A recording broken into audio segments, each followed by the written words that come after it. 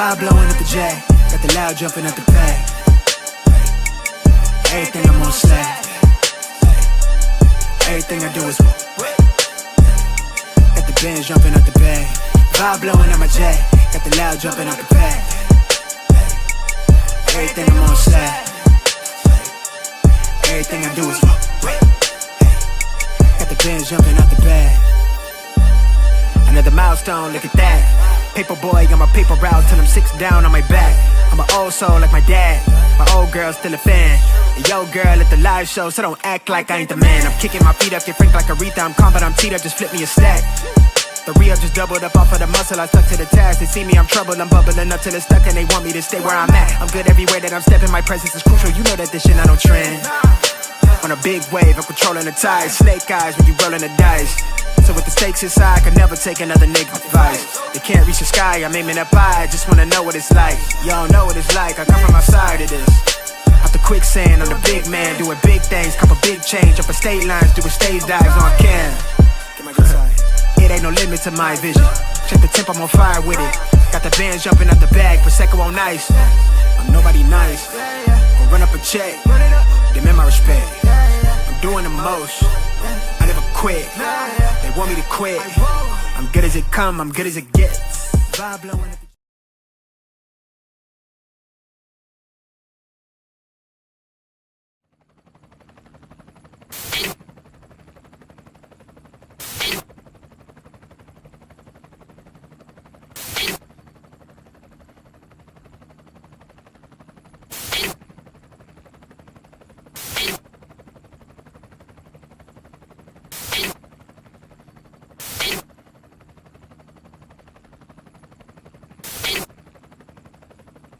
And you're in the Desert Storm bunker with Hollywood CGA.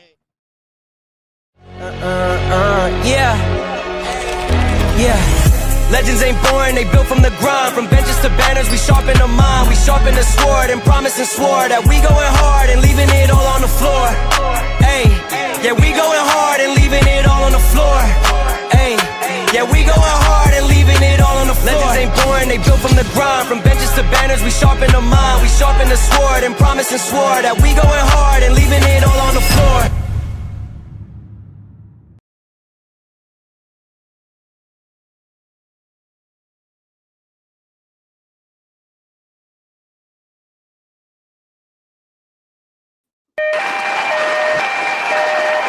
What's going on, everybody? It is Coach Greg Adams back in here with another YouTube live stream. Shout out to the Coach Gang. And that's you. For being in here, being involved, and being active on this YouTube channel. And welcome back to the Boss Up Show, part of the Free Agent Lifestyle podcast here on the Free Agent Lifestyle channel. You in here with the Bruce Wayne it is Ish. The King of Kings, the King of Content, and the Speaker of Truth, yours truly, the Notorious One, a.k.a. Mr. Coachellini, better known as the Prognosticator, Coach Stradamus. And you're in the Desert Storm bunker with Hollywood, CGA, and EWF. Smells like Teen Spirit.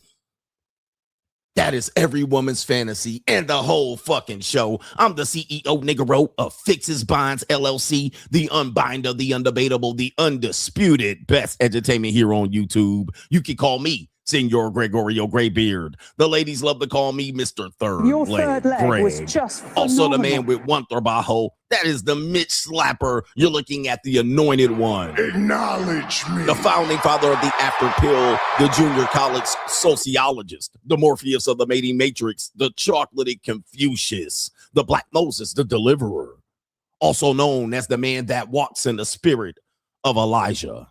I'm the man with more nicknames than anyone in the game. But in case you forget those names, just call me CGA. See God Allah. And I'll be the 14th time. The most dangerous podcast on YouTube, demonetized champion on YouTube, banned CGA, as what they say. But we got a great show for you lined up today because we back on YouTube.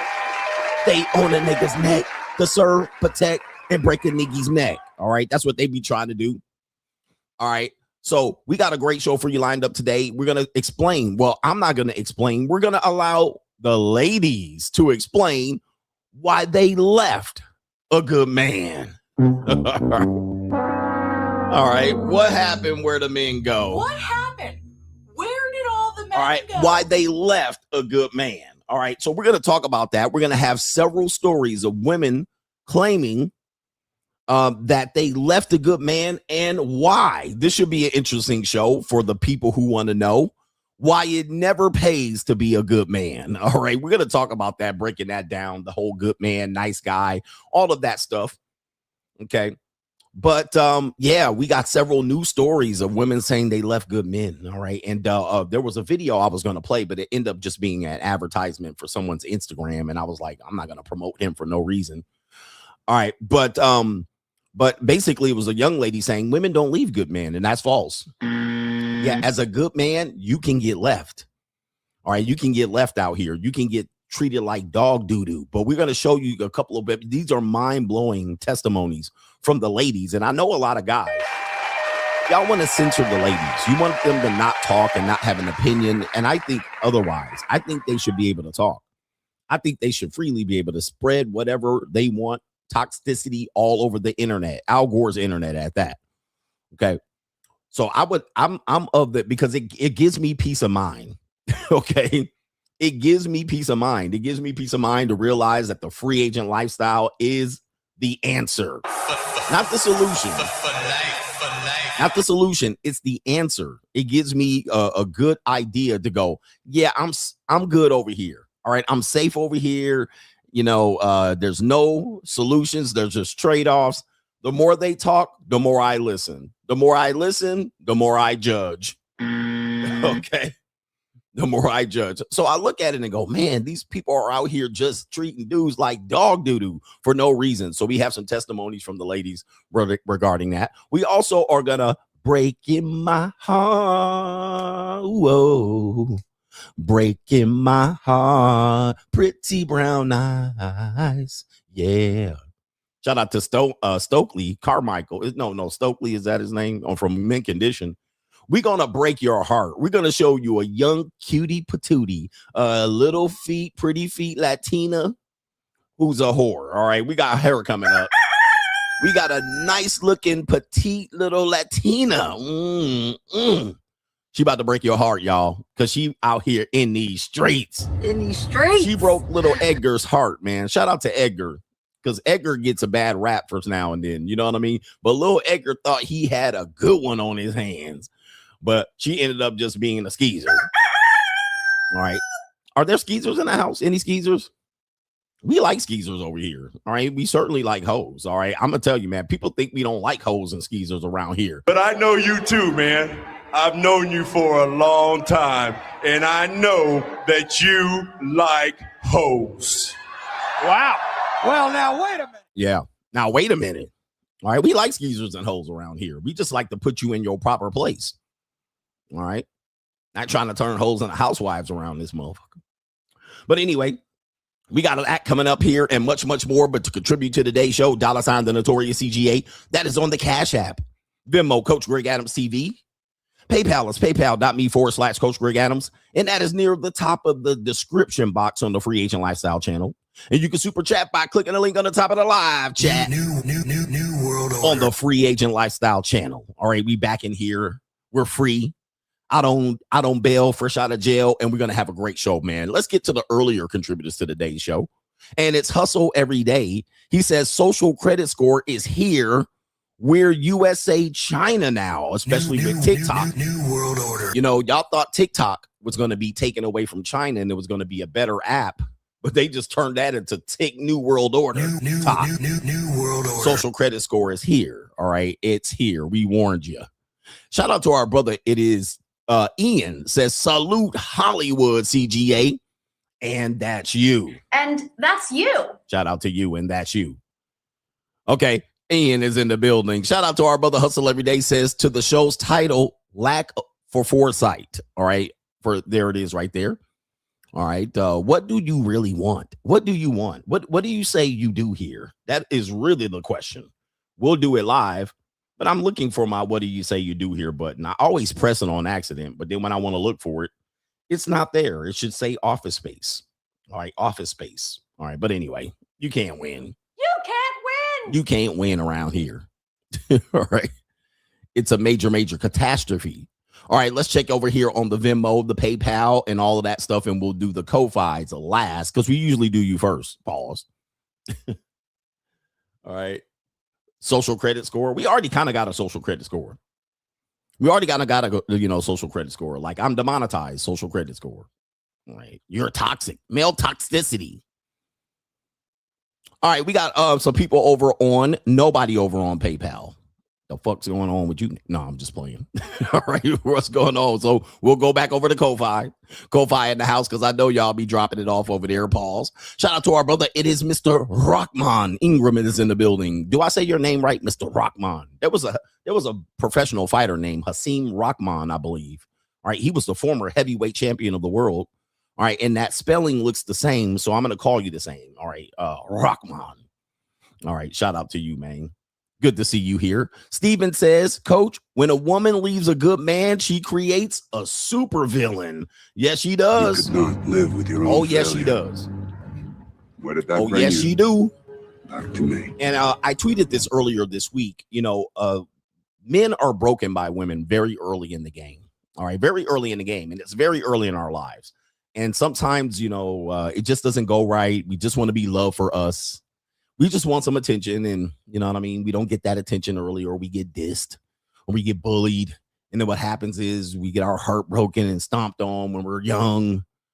And that shapes us and molds us to be who we are, or it just creates the super villain, or it creates a version of the male that the women don't like ultimately when they get older.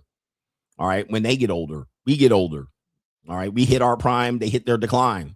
In essence, they want to settle down, and we're just ramping up. We're living two lives. Read it in the book, The Free Agent Life. Sorry, The Evolution has this broken down in several chapters. But as a result of this,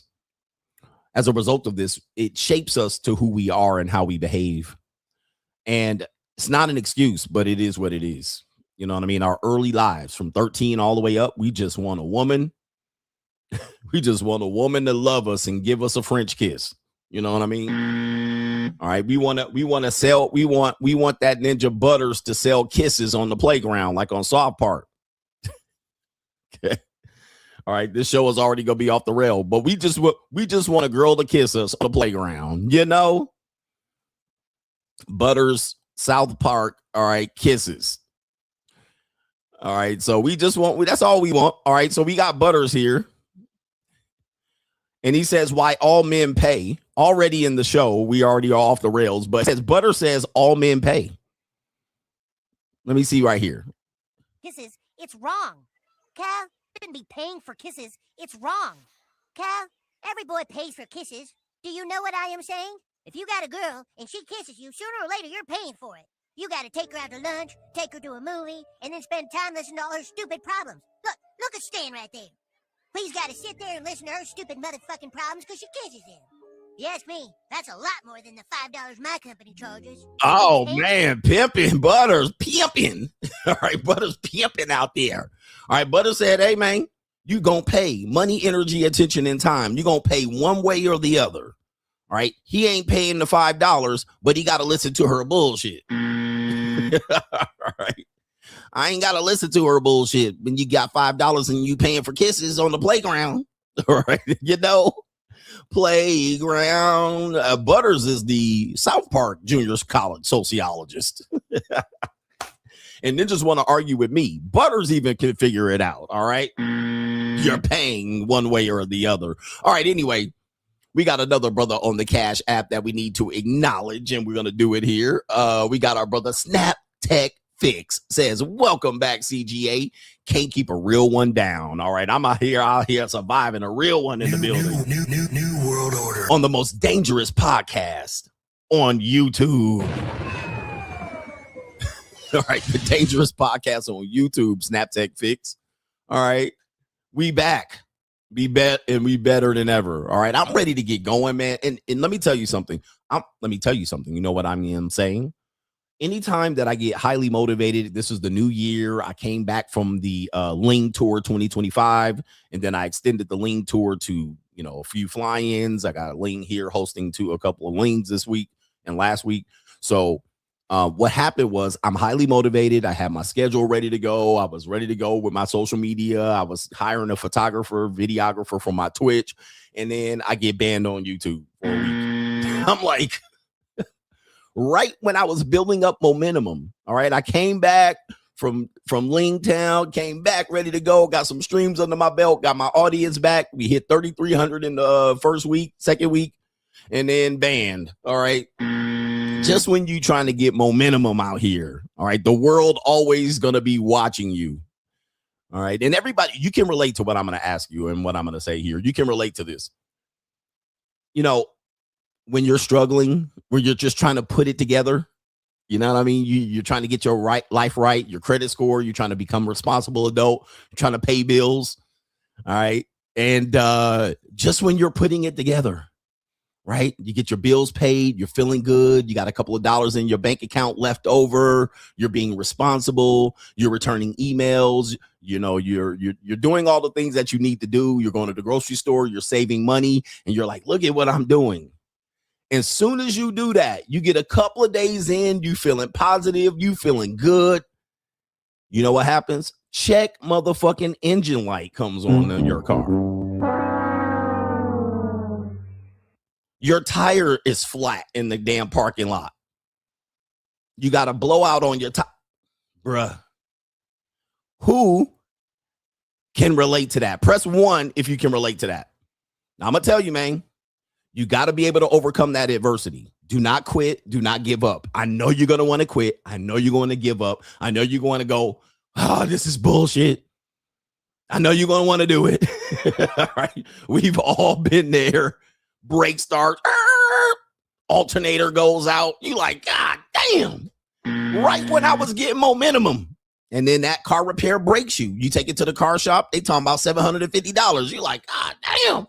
Only got $150 left. You done paid off your credit card balance. You done paid off your balance. Yeah. And you're like, damn, why? Why are you doing this, life? All right. Yeah. But life or life, man. Life or life. So I always say this. This is what I say. This is what I say when I'm relating to this. This story is real because I've experienced it many, many times. Bitch, don't get too comfortable. All right. Never become content with life. Never think life is going good. When I was dealing with my ex-wife, when my kids were minors, because my kids are not minors anymore, so I don't have to deal with my ex-wife anymore.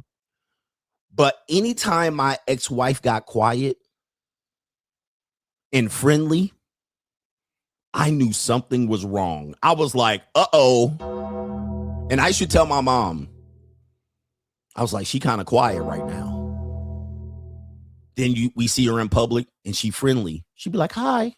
I like, this bitch about to do something. She about to drop the nuke. All right, she about to drop the nuke.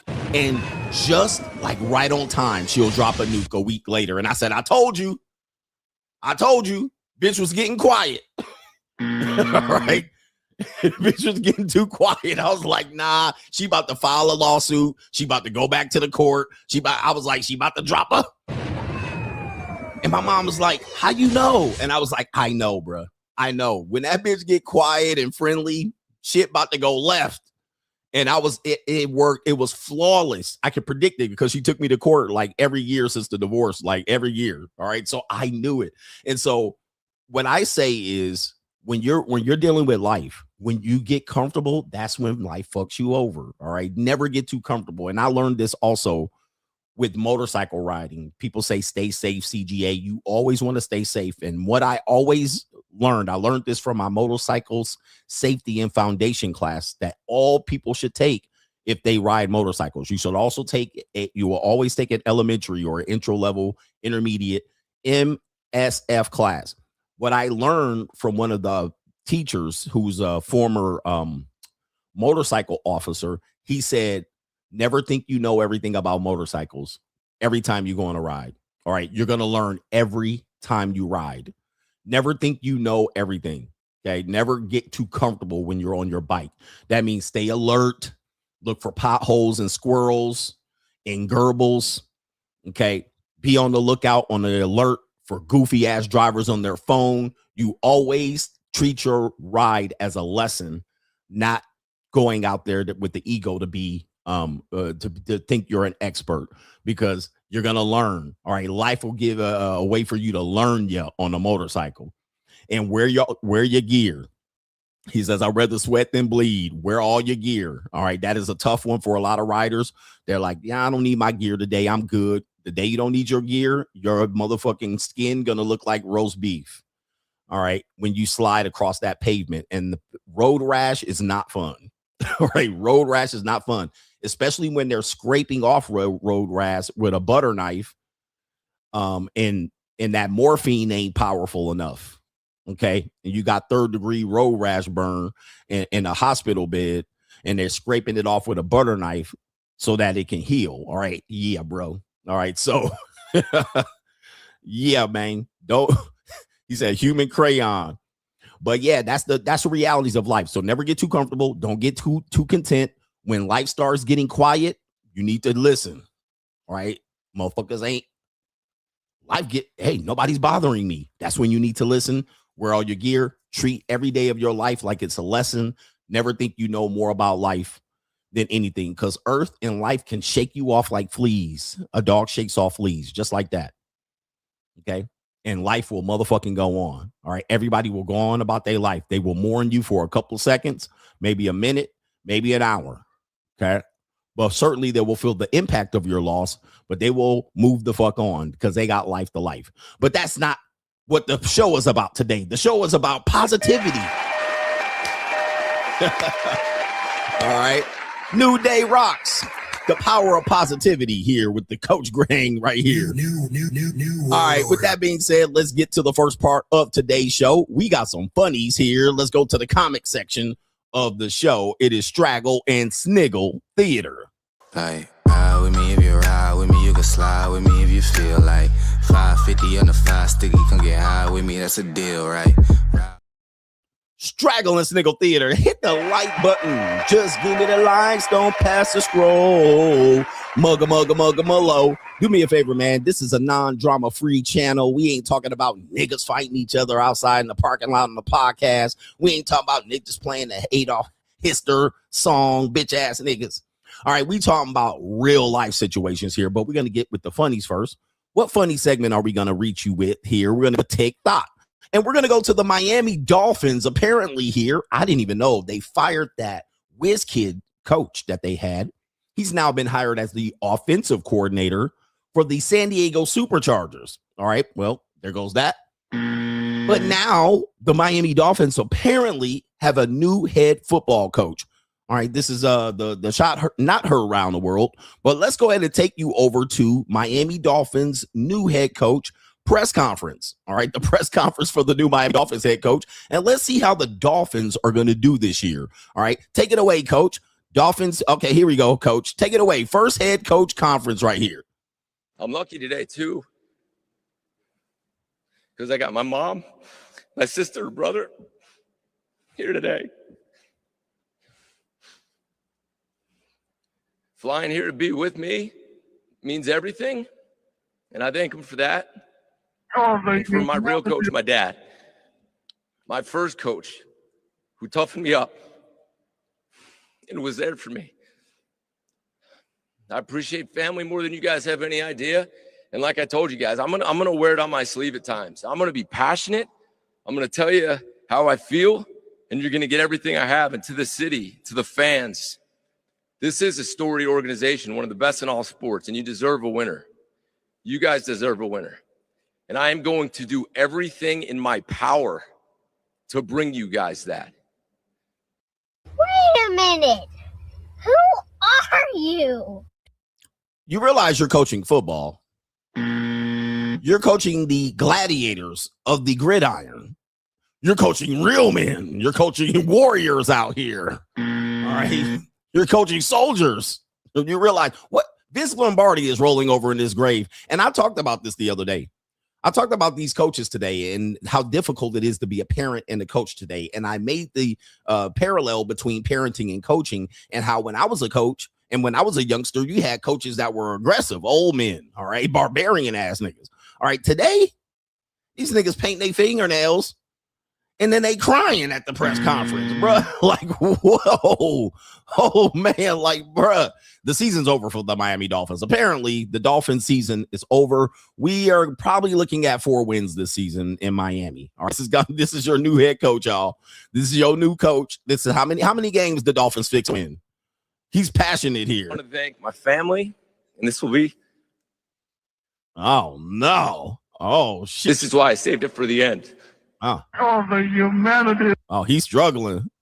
He's trying to be tough. Hope and Leah. Hope's laughing now, so that's good. Yeah. Leah, I thank you guys, and I thank Gina.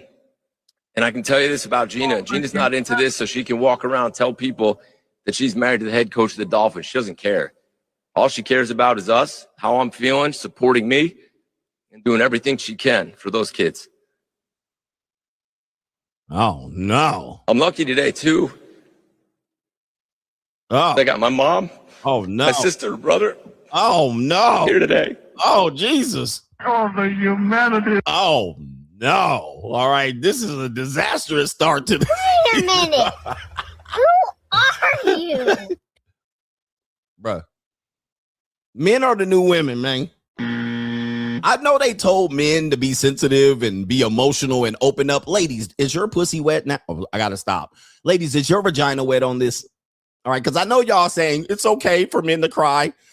Are your vagina wet now looking at this? This is a disgrace. This is the head coach of a National Football League team. Is this powder puff football? What are we doing? There's no crying in baseball, ass nigga. Goodness gracious. All right, the Miami Dolphins, ladies and gentlemen. Well, I can't laugh too much. The Raiders are about to announce their head coach pick. So, well, hopefully if the Raiders coach cries at the press conference, he's fired immediately. Fire him immediately. Okay. Wowzers. All right, Straggle Sniggle Theater. We have a woman that says, and please do not go invade her comment section here.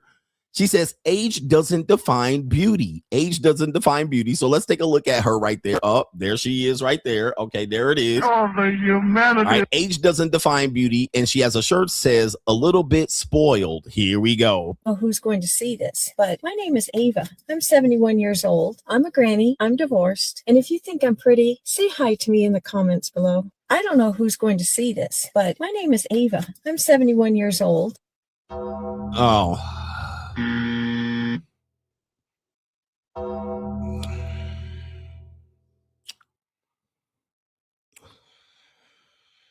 Gentlemen, y'all think y'all have problems with these young whores. It's the old whores. Okay.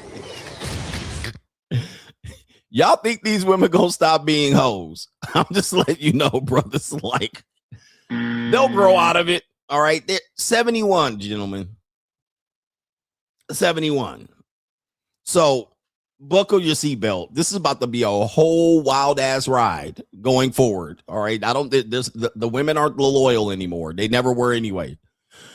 Oh boy. Straggle Sniggle Theater. We have well, I don't know if I can react to this, but I keep getting in trouble for this one. But we have a camera here. Apparently we have Rachel Riz. I can't help myself on this one. I gotta show it.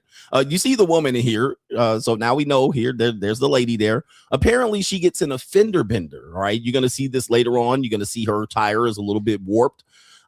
She gets in a fender bender, and we have a concerned citizen. All right. We have a concerned citizen that's gonna come to her rescue and calm her down after the fender bender she gets in. But he takes it a little bit further than it necessary. Let's take you to the film. She was coming this way, and they let her through, and I was coming this way. Oh my God, are you okay? I'm physically okay, mentally. I understand. Oh my God, I understand. Okay, since we're safe, let's get out of the safe area. Let's get out of traffic. I'll get it for you, just on some safe stuff. Ma'am, are you okay, ma'am? I am an emotional wreck because I feel bad because I was coming this way and I didn't see her. People were letting her in. It's okay. Things happen. And I did call the cops. Okay, cops and everything is safe. That's the first thing first. Now that we know everything is safe, you are a beautiful woman. Do you have a boyfriend? That's why I pulled over. I don't. I wanted to come over and shoot my shot. I'm a widow. You a widow? Can I get your phone number? Can we get? I take you. get take on a date or something? We talk. I'm 67 years old. That ain't nothing but a number. That is a number, yeah. That's why I pulled over, because you're so fine. Oh, well, thank Can I you get a so hug from much. you? Yes. Oh my God. Can I call you? Can you get my number? Take my number. Hurry up before I get out of here. Y'all got this going on. Police coming, all type of shit going on. People hitting the horn. You know what I mean? Unsafe. The real problem is niggerism. That's the real problem. You niggies. You get it for free ass nigga. I'm telling you, brothers, they ain't telling you this. Yeah, that brother's starving. Yes, sir. Starving.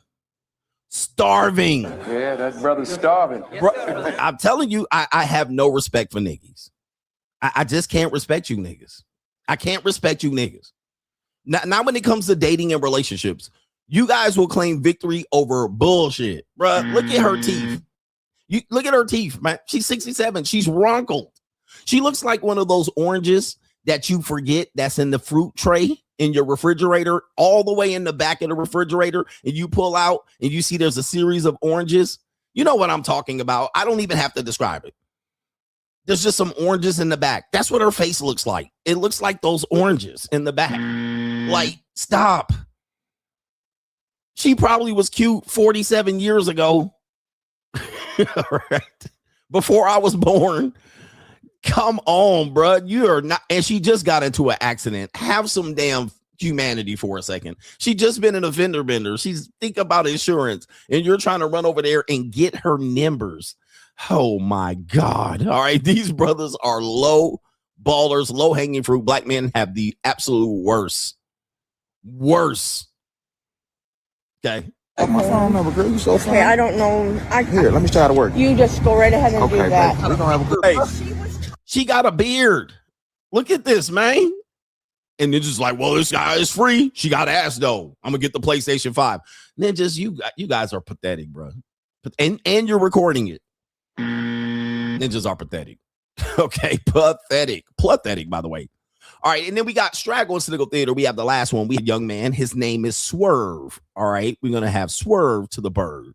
All right, we got Swerve here. Let me see if I can pull him up. Oh, okay, there it is, right there. All right, Swerve is a young brother here in today's dating marketplace, which I understand is very difficult. And he says, I don't think my calling in life is to be a full provider male. Okay, so let's go into this one. This has a little drizzle and a little I'm financially celibate all over it. But let's hear what this young man has to say here. Yeah, no, I don't think my calling in life is to work 80 hours a week so I can be a full soul provider, while my girl is doing Orange Theory Fitness, solid core / Pilates, going to coffee shops and requesting Apple Pay payments of $400 to $500 to spend at Ulta and Sephora. And let's not also forget doing pointless and useless Target runs. That is not my calling. No, because like, what do you mean by, can I send you $1,000 so you can renew your Pilates membership because LA Fitness gives you anxiety? No, because what do you mean by, can I send you $250 so you can shop at Sephora because you were really stressed out today? I just worked a 12-hour shift. Broke ass bitch, what did you do today? Jesus Christ himself needs to come down on earth, and I need to verify by seeing the holes on his hand to tell me being a full provider is my calling, because that actually seems like hell on earth. Yeah. All right, hell on earth. Yeah, being a full provider male, it's not easy. All right, it is hell on earth, and it does not buy you any loyalty. It just rents it. Now, you can do it for 10 years. You can rent it out for 10 years, 15 years, 20 years. All right, whatever it is, a week, 2 weeks, 12 days. I don't know what it just rents it. All right, so he's right. It is hell on earth, but he is also broke. Can't you get it through your thick skull that I'm broke? Dead, flat, stony broke. I've got $3.85 in my purse. All right, so that definitely is broke language talking as well. So two things can be true at the same time. He don't got it. All right, and not many men got it, which, yeah, we all fucked. We all fucked in the end, boss. All right, in the boss. Straight jacket. All right, he definitely on that broke shit, But again, what guy's wealthy at that age? All right. So shout out to him right there. And good luck to you guys.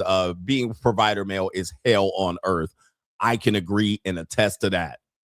That's Straggle and Sniggle Theater. Like, ride with me if you ride with me, you can slide with me if you feel like 550 on the 5 sticky, come get high with me, that's a deal, right? Straggle and Sniggle Theater, man. Yo, you don't want to be a provider man. All right. You don't want to take pride in being a provider man. You know, a utility, a pet wallet, if you will. Now, it could be a source of good turnaround for you for a short period of time, But yeah, it's going to set your ass up. At some particular point, you're going to blow through the money 100%. You're going to end up broke at the end of the day, broke, busted, and disgusted. Or gotcha, bitch. They may not really appreciate what you do, but they definitely can make use of what you do. Yeah, it's a bad deal. Was I a full provider male ever in my relationships? Not for a long period of time. But my ex-wife was a stay-at-home mom for off and on. All right, that's what we agreed to initially.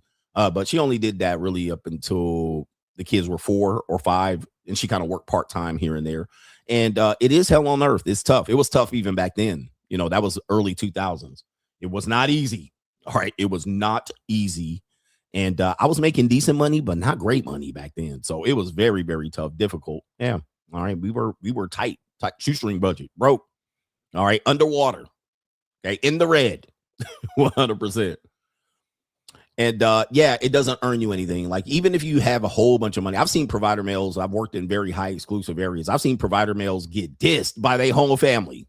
All right. And it's normally like an ethnic provider.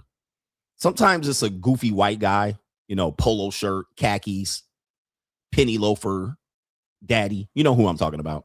Sweater vest daddy. All right. Puffer jacket wearer daddy. All right. This guy, he makes $250,000 a year, but he's been making it for 20 years. So he's filthy, rotten rich, and maybe possibly had a trip. He can get this. But I've seen like Greek fathers and Italian fathers and Asian fathers. Particularly, they will literally be the provider male, and their family will diss them. All right, diss them, treat them like dog doo-doo. And you like, damn, bruh. Like, do you realize he is the ship? All right, he is holding this together. You don't have anything without this guy. And they will diss the nigga. I'll be like, yo, y'all dissing y'all daddy like this? Y'all tripping, man. Anyway, let me get to the contributors to today's show. Yeah, it is a thankless job. So you guys hear me, Coach, you're contradicting yourself. No, I would rather go 100% in a relationship. Why? Because it gives me freedom to bounce. So I rather pay 100%. So that gives me the ability to drop her. All right. Okay. Okay.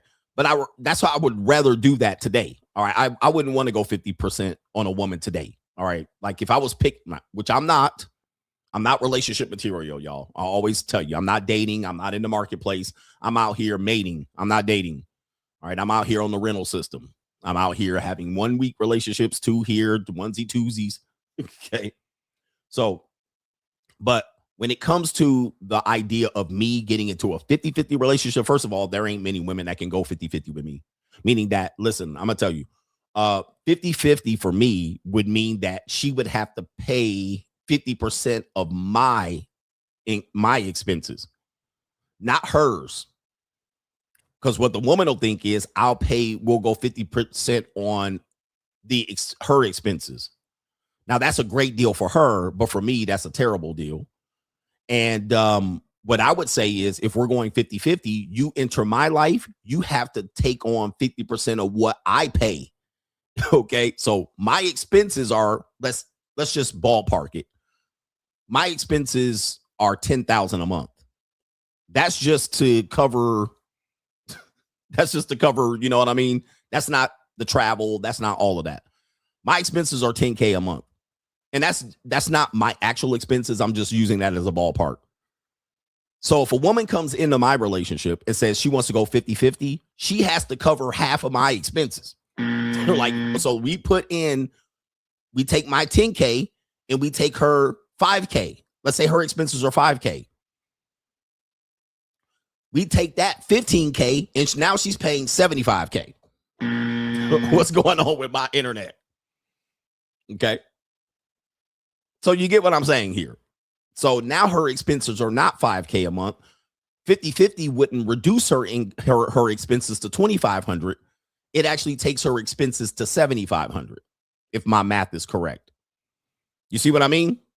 Okay, so she don't even have $5,000 to survive, which I know she doesn't have $7,500 to survive. So that's 50-50.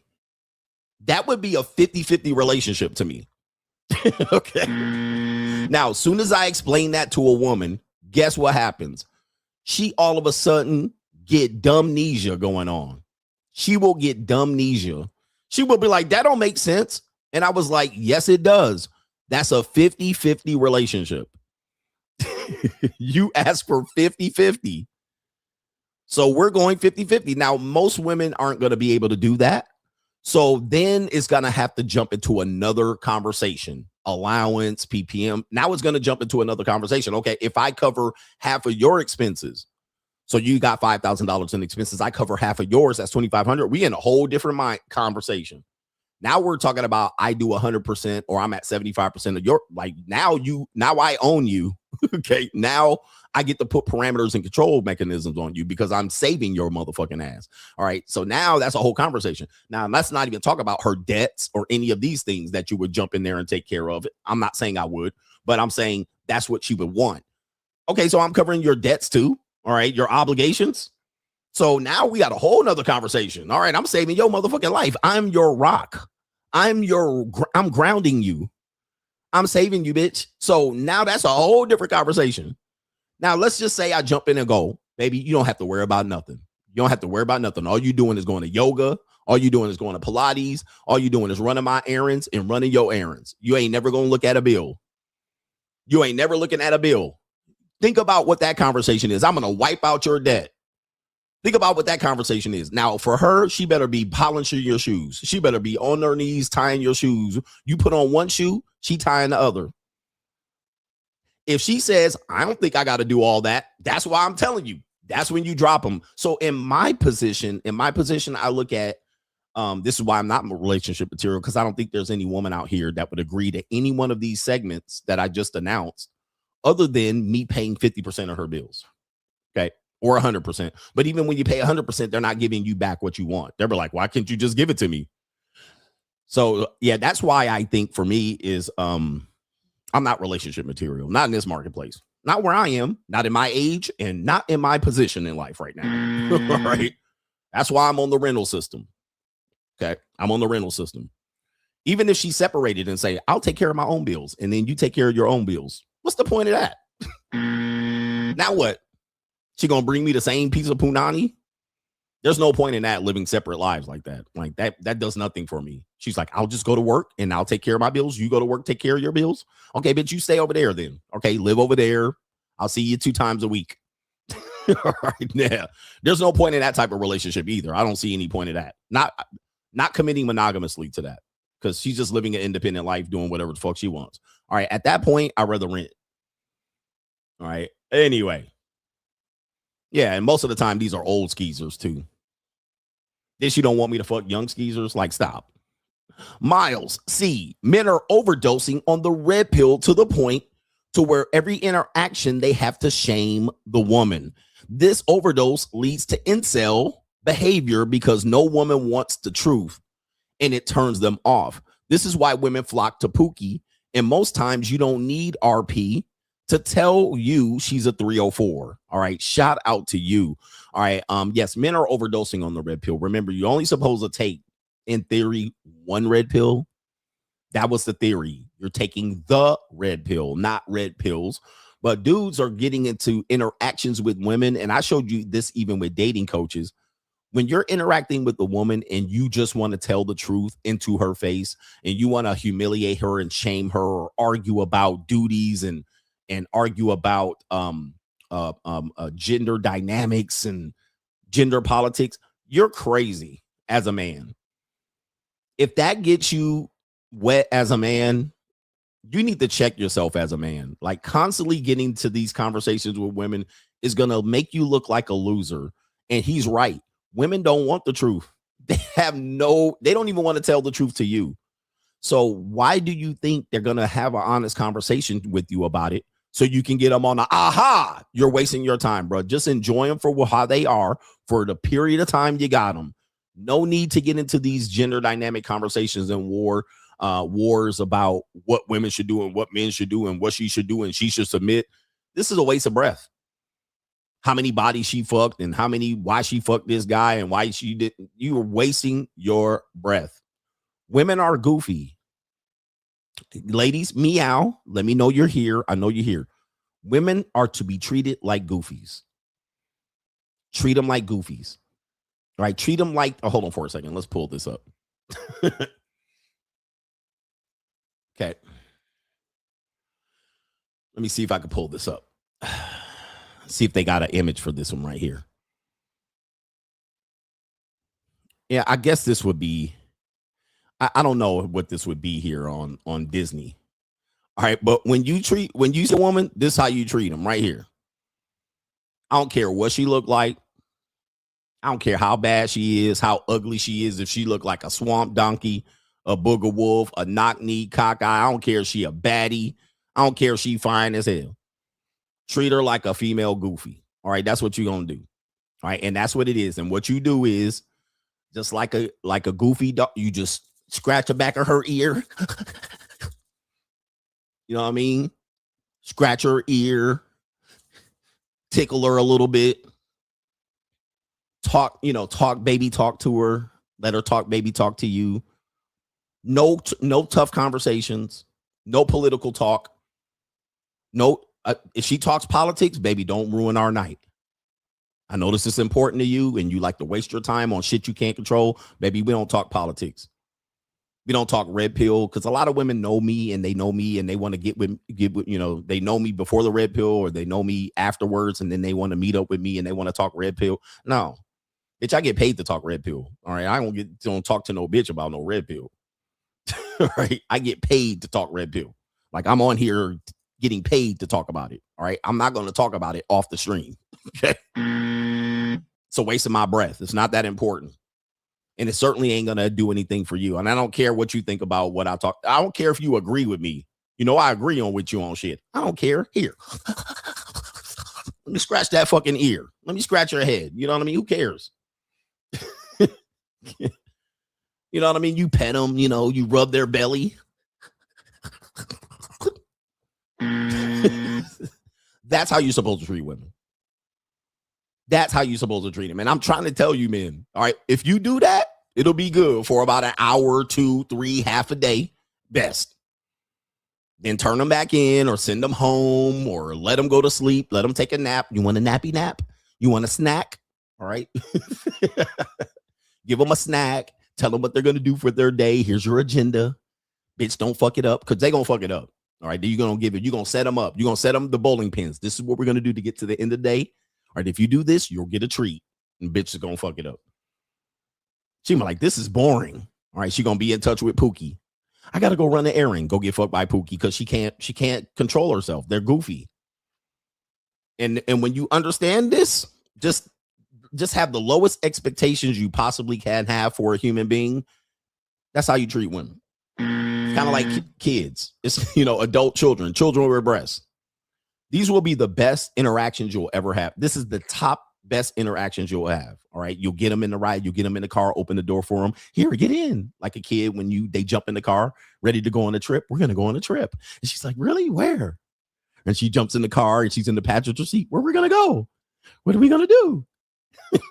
That's what you do, man. That's the best possible interaction you're going to get. The worst you're going to get with them is talking about serious shit. The worst interactions you're ever going to have with a woman is talking about something serious.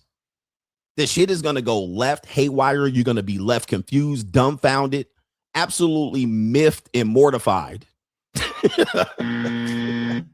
going to be like, bro, what's going on here? You just wanted to be just la, la, la, la, la, la, la, la, la, la, la. And then tell her we're going to go pick up some coffee or, gonna go to Sephora. We're going to pick up this. We're going to go get something to eat. It's gonna be happy as Marge. She's gonna be like, yeah. Now it's gonna cost you money, bro. But at least it ain't gonna give you a headache. Now you're going to get to make love with her mind. You know what I mean? She's going to be wetter than Niagara Falls. You done took her out. She done put her head out the window.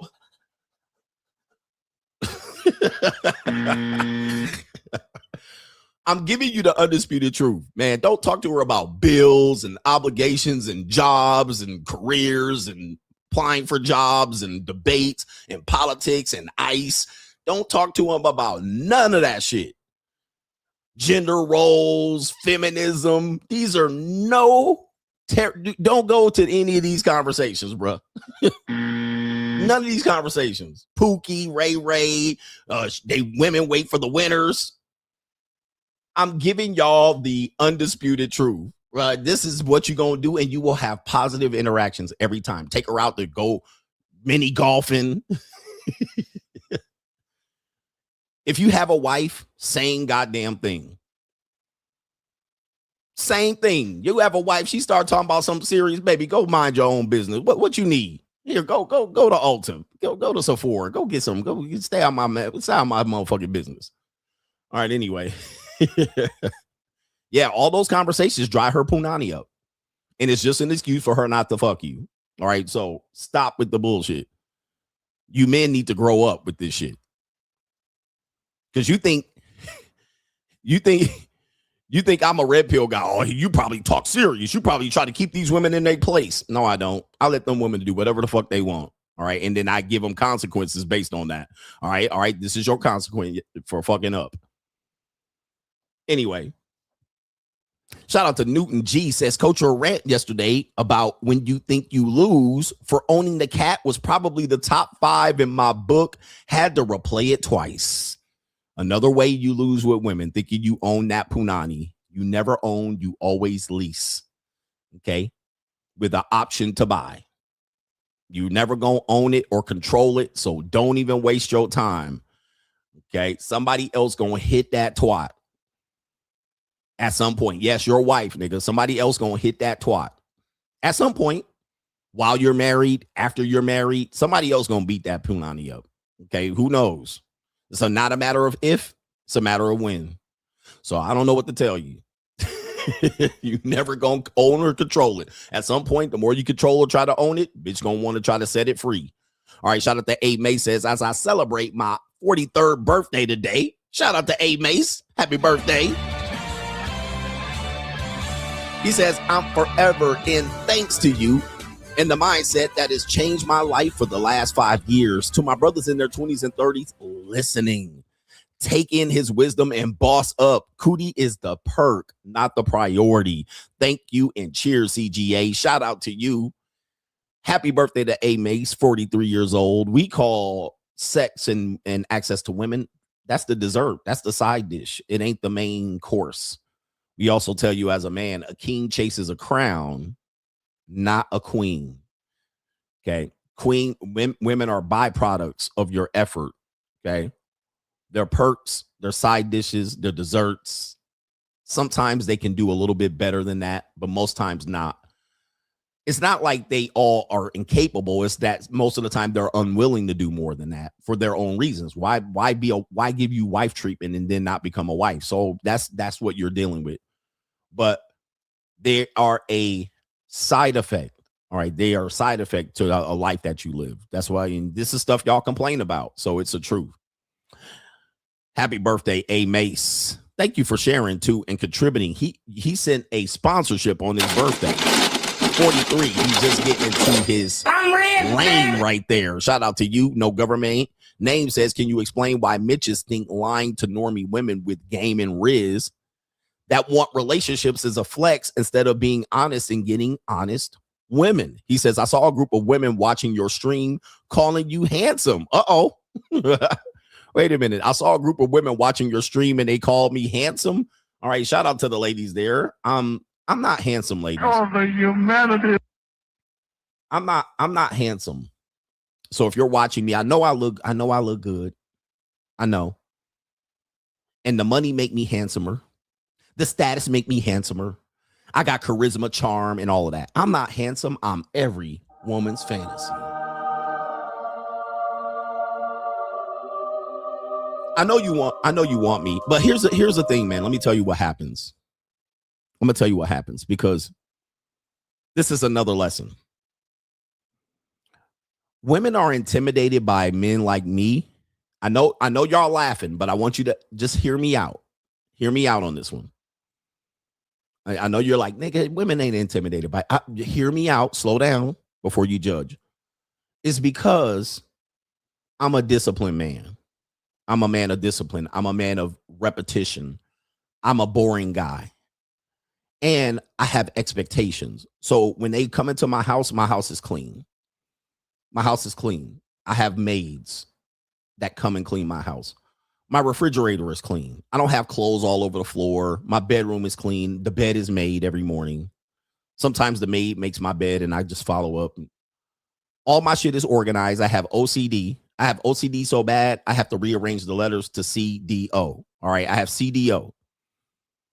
I take care of my obligations and responsibilities.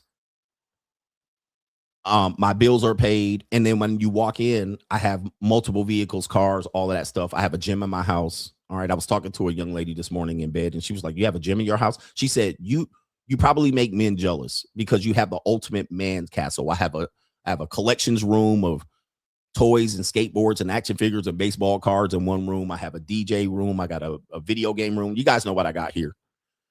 I never have to leave the house. Women have a hard time fitting in to this life. Okay. Because it's hard because there's nothing to correct. They're used to finding men. They're used to dealing with men that don't have their life together. Despite the fact that they keep calling and saying, I want a man with his life together. Let me just tell you, they don't. They don't want a man with their life together because it would put too much discipline on their lives. Number one. Number two, it's hard for them to fit in. Where do they fit in? Where do they subjugate you? How do they bring you down? And the one thing they do is to try to tell you how much options they have. What they'll do is say, well, I got options to find men. And these bitches be brokered in a joke. I mean, they don't got nothing but $5, $7. I had a woman that had $7 on her person in her whole net worth telling me how many options she got. And I'm like, bitch, if I dropped you off right now, you could not go anywhere. You could not do anything. All right. I had a woman fly in from one country to the other one time, and she had $35 on her. She could not get a ride from the airport. All right. Now, the problem I had was I could not sync up my ride service to there. I couldn't sync up the ride share. They didn't have ride share on the particular app. So I couldn't sync it up. So I was telling her, go over here. They have a limousine service. Put down the money. I'm going to reimburse you. They couldn't even do that. By the time she got to me, she was like, you know what? I would be lost if I lost contact with you. I wouldn't be able to do anything. So I had to really direct her to go to these steps and that steps.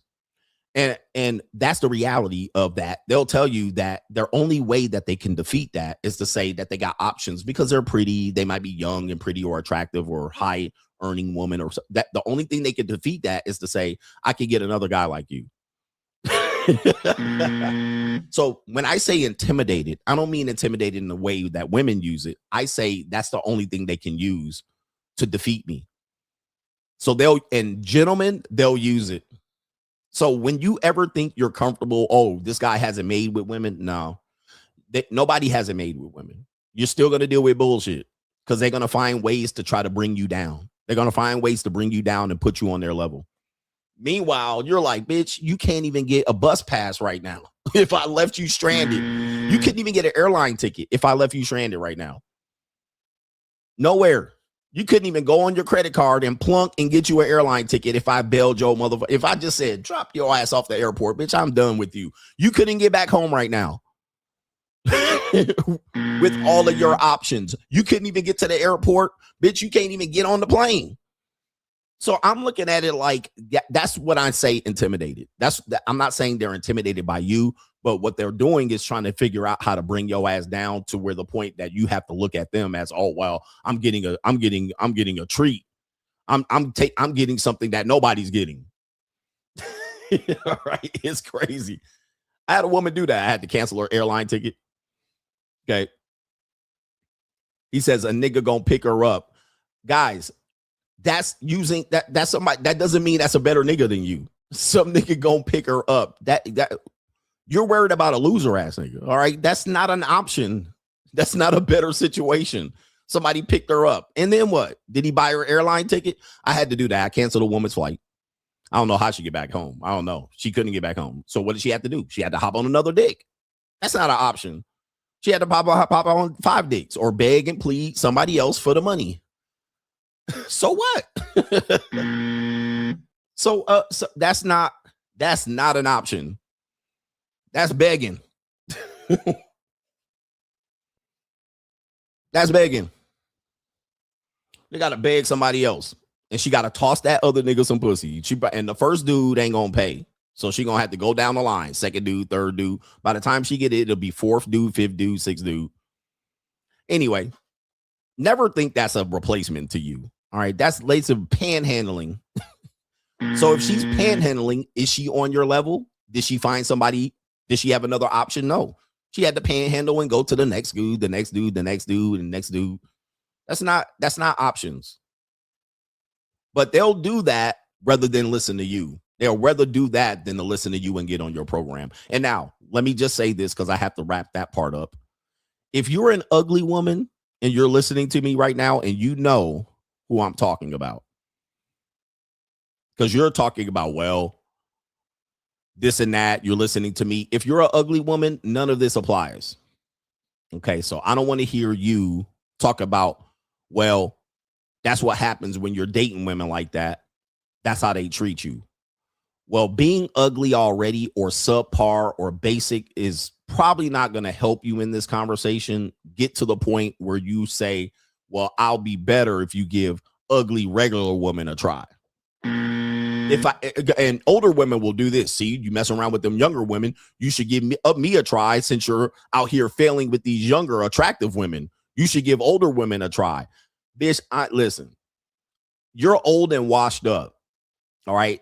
There's no benefit for me being even seen with you in broad daylight and parading your ass around town looking the way you look. All washed up and all.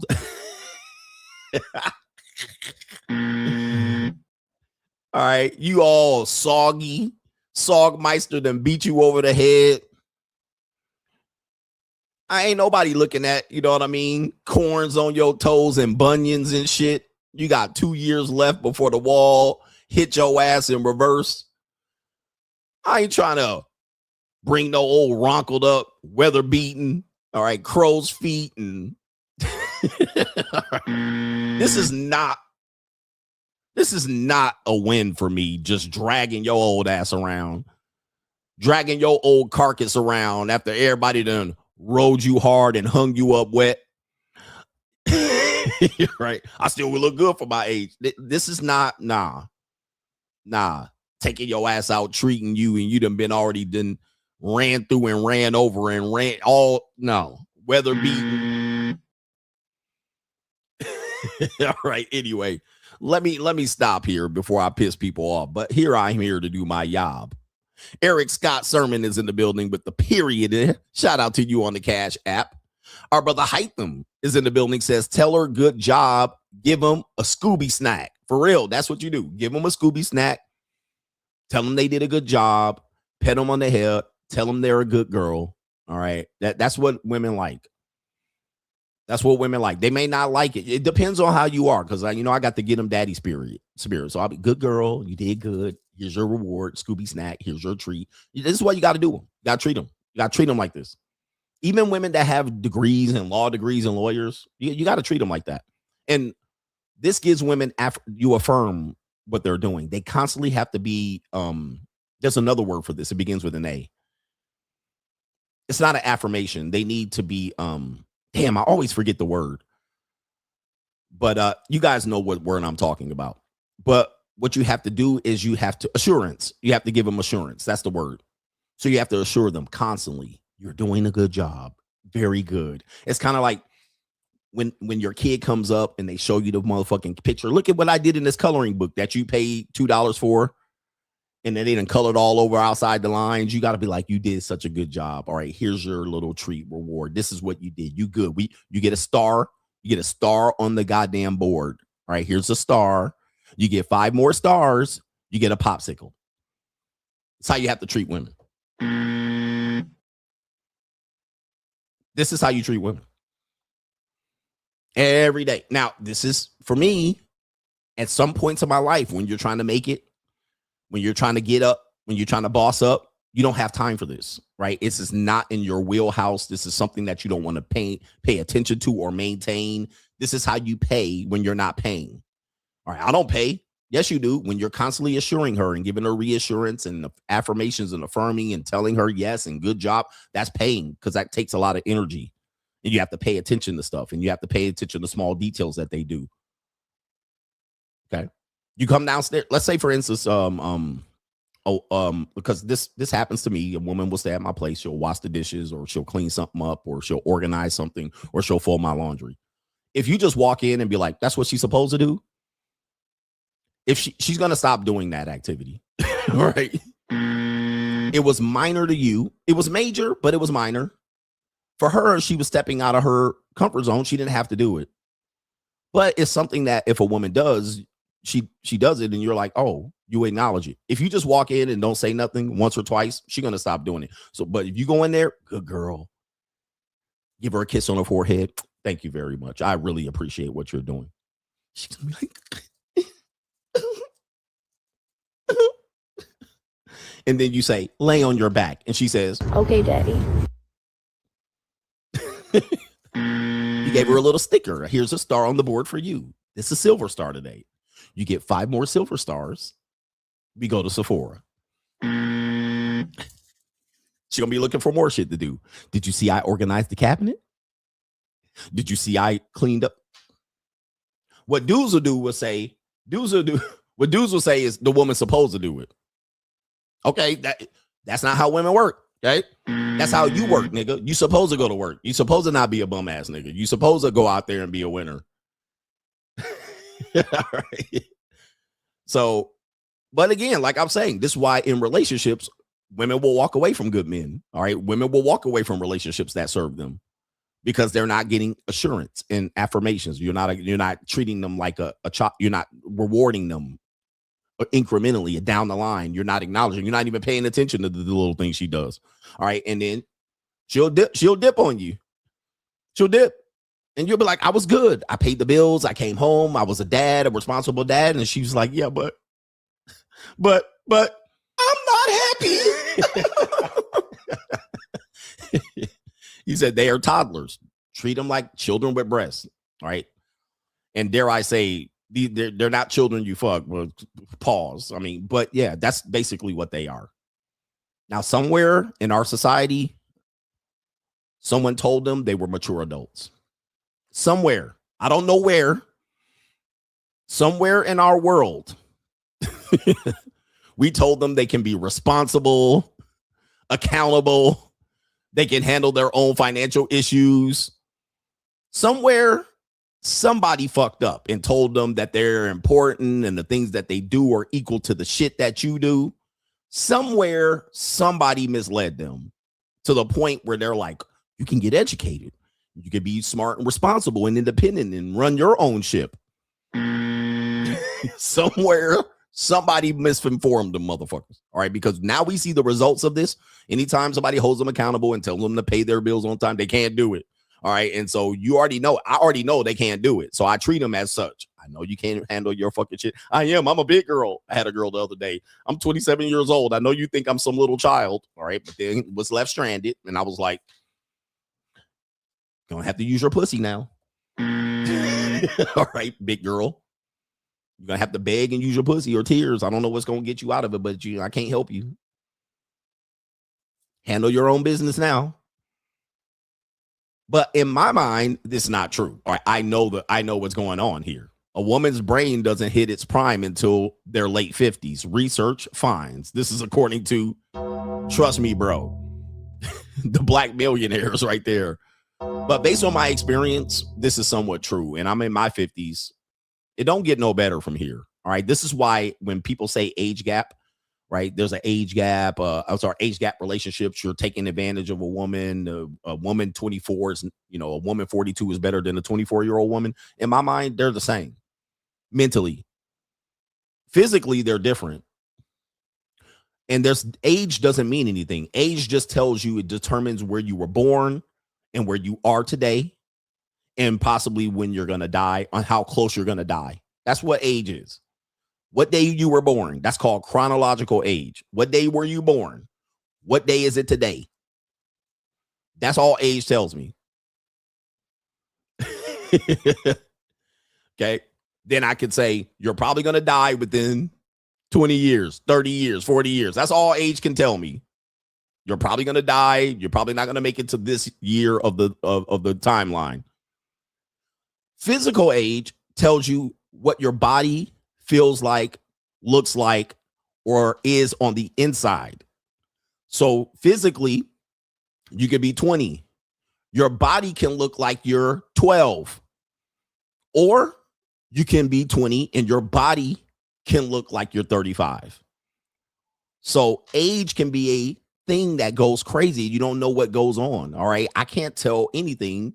You're 42 chronologically. Physically, you're 57. Emotional age, you're 12. Mental age, based on your responsibilities. How are you responsible? Are you responsible or not? Do you take accountability or not? Mental age, you could be 40. So age can't tell you very much. You could have a 24-year-old young lady who's mature and acts 35 mentally. And emotionally, she could be 26. That's what it is. So that's where you have to understand where it comes along here. That's why when you look at this right here, their brain doesn't hit its prime until late 50s. Well, that they're going to hang on to that and say their brain stem don't develop until they're 50. Now, they moved it up to 50. I thought it was 25. Okay. We can't be accountable for our student loans and all of that. Okay. This is the game y'all playing, man. Quit playing games with my heart. Shout out to our brother Preston, says, Dills Nick and small talk goes a long way. All right. Goes a long way. Small talk, Dills Nick, breaking the touch barrier and whatnot. Shout out to you. Joel says, why women treat every man like we don't have any hoes. In their world, you don't. In their world, they got a lot of guys after them.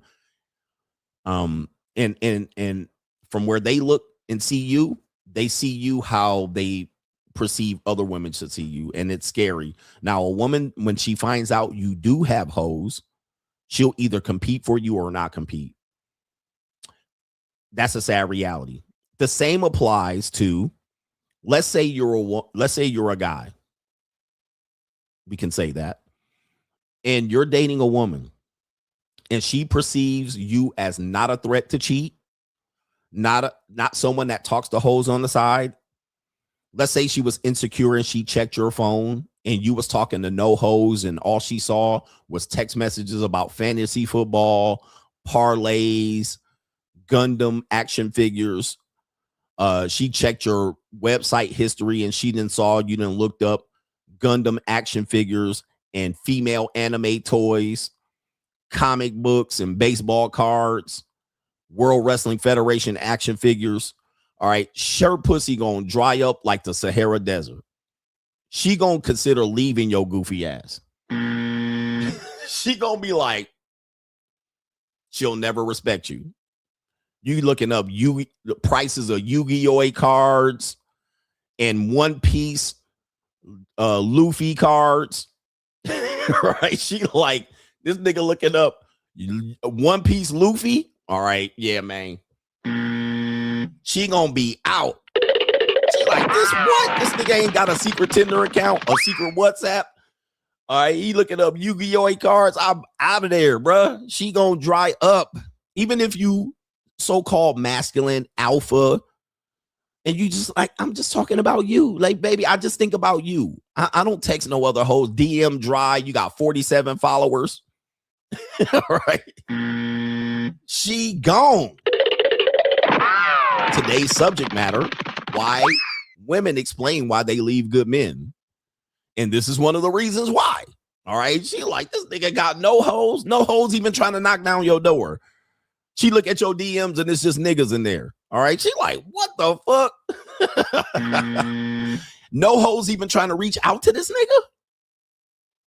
What's going on? I actually had a young lady say that to me. She was like, you know, we're on the monetized dating marketplace. She was like, why don't I hear about other women that dated you? I looked at her ass like, huh? She was like, that's why I don't think you have no action, because I don't hear from other women that previously dated you. So she thought I had no hoes. Now she knew I did, but that was in her mind what she used to measure why she had more hoes than me. She was like, I don't hear the other girlies talking about you. And I said, because I'm not local. Okay. I'm international. I don't deal with the same local skeezers that y'all all deal with. I'm like, what are you talking about? Like, you think, first of all, I'm new to Las Vegas. Second, I don't deal with y'all, all these Las Vegas skeezers. I deal with women around the fucking world. All right. Women from around the world come and fly to me. I fly to women around the world. I'm like, what? That was her way of saying you don't have as many options as you think. And I'm like, wow, bruh. Yeah, that's the Bruce Wayne of this. I'm like, I don't deal with these fucking Vegas girls exclusively. Fuck Vegas girls, bruh. But anyway, I'm the Bruce Wayne of this. New world order.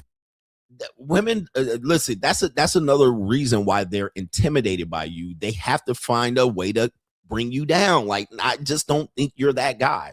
Even when you're that guy, they're like, I see you're that guy, but you must not be that guy because X, Y, and Z. You ain't got no hoes. I don't hear hoes talking about you. You wasn't on the T app.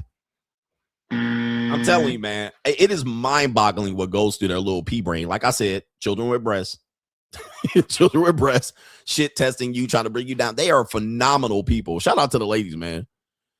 Shout out to the ladies. I hear it all, bruh. I'm like, goodness. That's why you have to be active in the field. You don't have to let the field frustrate you. You have to be active just so you can see what's going on, so you can have affirmation not to even take these people seriously. You can't take them seriously. Have y'all learned something today? Yes, we have.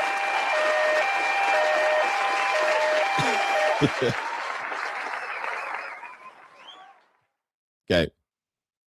It is unreal. I'm like, I don't deal with these Vegas girls like that shit. I'm coming in.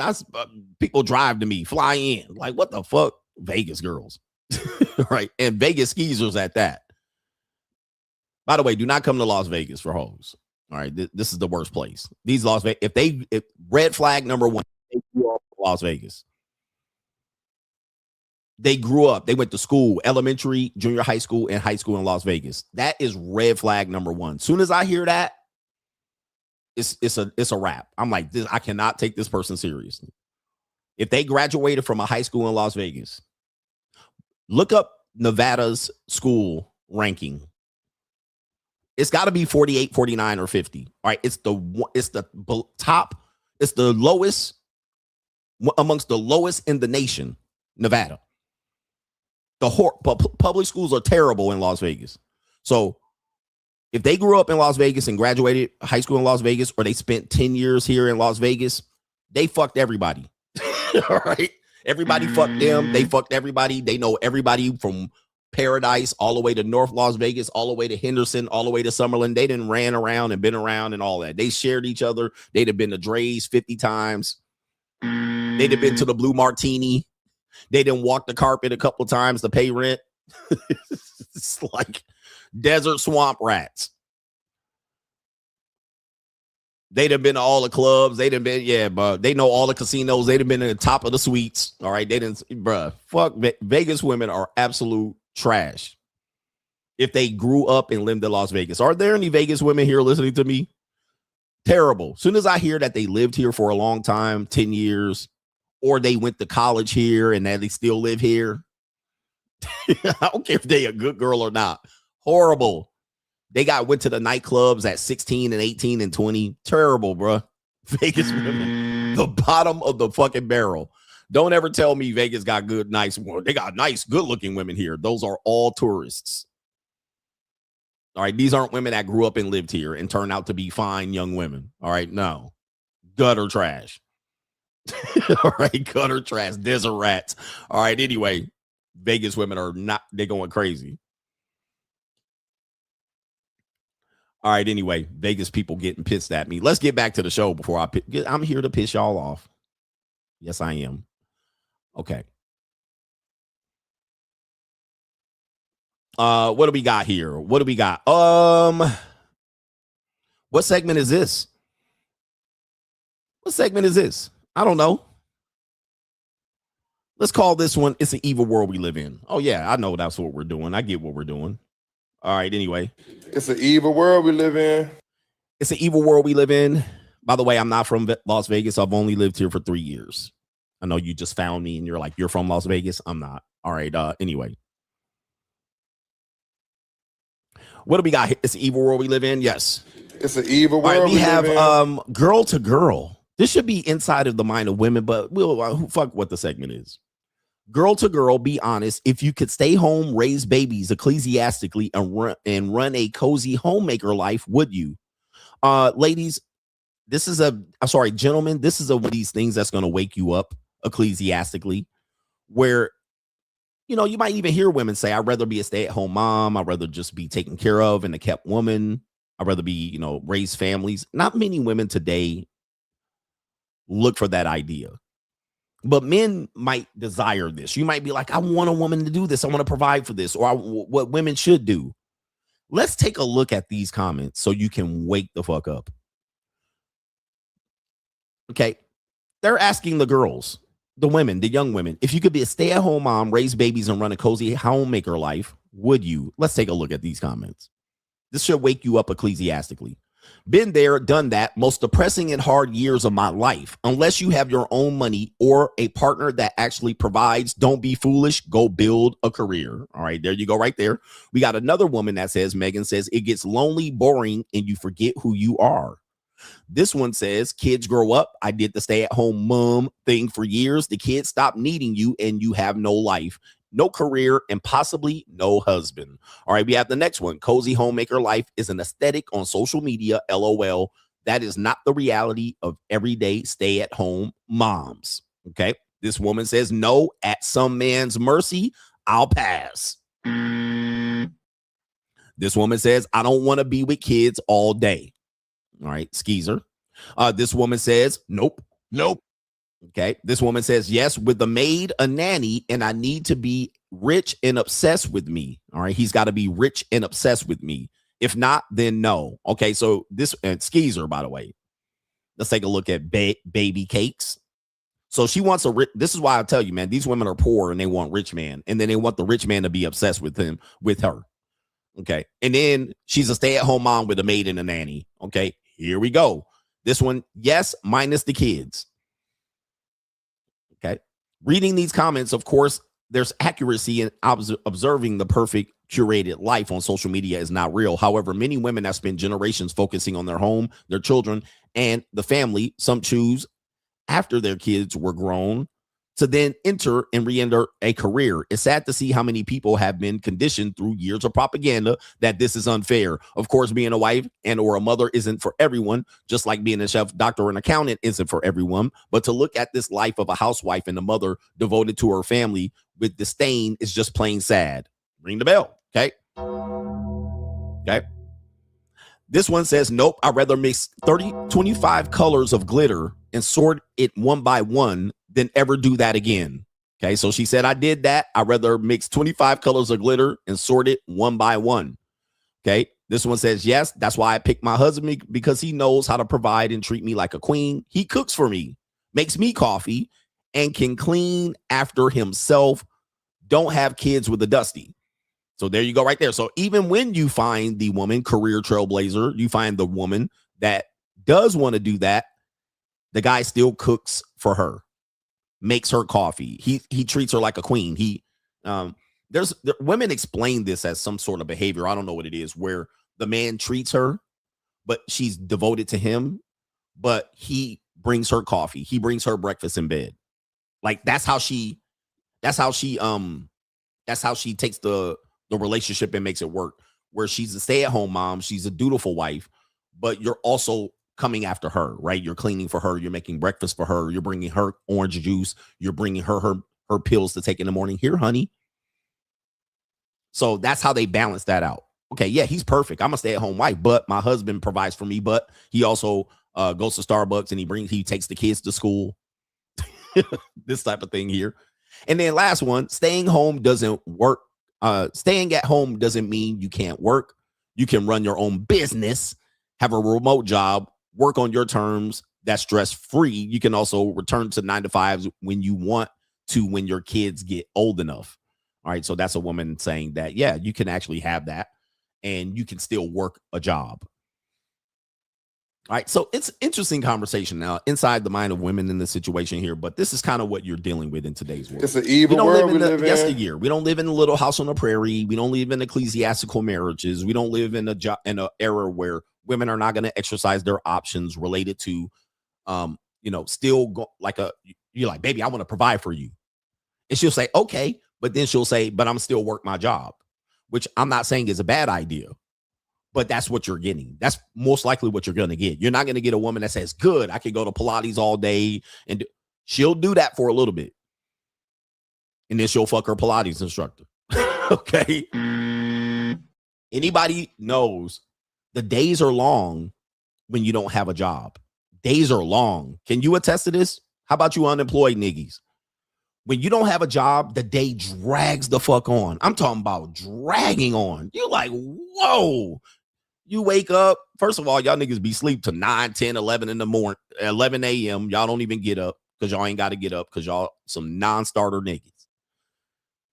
11 o'clock, 12 o'clock. You be like 1, 2, 3. Oh, my God. It's just 3 o'clock. You done stayed up to 2, 3 in the morning. Then you like, when is it going to be dinner time? When is it going to be nighttime? Then it finally start getting dark. God damn. You done watch 8 episodes of Judge Mathis. All right. You done watch Jerry Springer. You done seen 15 commercials for starting your own massage career. All right. You like 9 o'clock, 10 o'clock. You still ain't tired yet. You going to stay up to 2, 3 in the morning still fucking and smoking weed and playing video games. They just dragging on, boring. Oh my God. Now imagine you've been provided for. You don't have bills to pay. So you provided this woman a life of comfort where she don't even have to pay bills. Guess what's about to happen? She's going to be a long ass day for her. She's going to try to find ways to spend money. All right, look, let me get a Pilates class. I'm going to take a kickboxing class. Then I'm going to go over here to the mommy makeover class and a mommy and me stroller class. And then I want to get here and I'm going to go to the chiropractor, the massage therapist. And then it's already 2 p.m. Then I'm going to pick up the kids and then I'm going to go to my gym workout, drop them off at the daycare, make some. She still ain't made dinner yet. Then when you come home, is dinner ready, honey? What do you mean? I'm not supposed to cook or clean? Can you cook or clean? Can you help around here? It's like 6 o'clock, 7 o'clock. She can't wait till 8 o'clock, 9 o'clock for Love Island to come on. All while not even having time to fuck. All right, and I have time to take a shower since I came from Pilates. You're just going to jump down my yoga pants every time? It's hard taking a shower with the kids. Man, I'm gonna tell you, bro. It's an evil world we live in, gentlemen. It's an evil world we live in. Days are long when you're running around here with nothing to do. So you provided for her. She don't have any obligations. She's feeling comfortable about life. She gonna get into some fuckery. All right. A woman's punani that is not controlled. She gonna go around there. That punani gonna start itching. All right. Anyway. We have this one here. It's the evil world we live in. Says live in Miami, getting rejected. All right. Now we're doing instead of Rachel Riz, we're doing getting rejected Riz. All right. So let's see it. Oh, excuse me, miss. Can I please get your phone number? I'm a thirsty. Can I please get your phone number? I'm sorry for being ugly. But look, though, we live in Miami getting rejected by every girl. But I'm not trying to get rejected. I'm just ugly, so they reject me, man. Pull up, link in the bio. Let's get rejected. Oh, excuse me, miss. Can I pay for your phone number? No. I'm sorry for being black.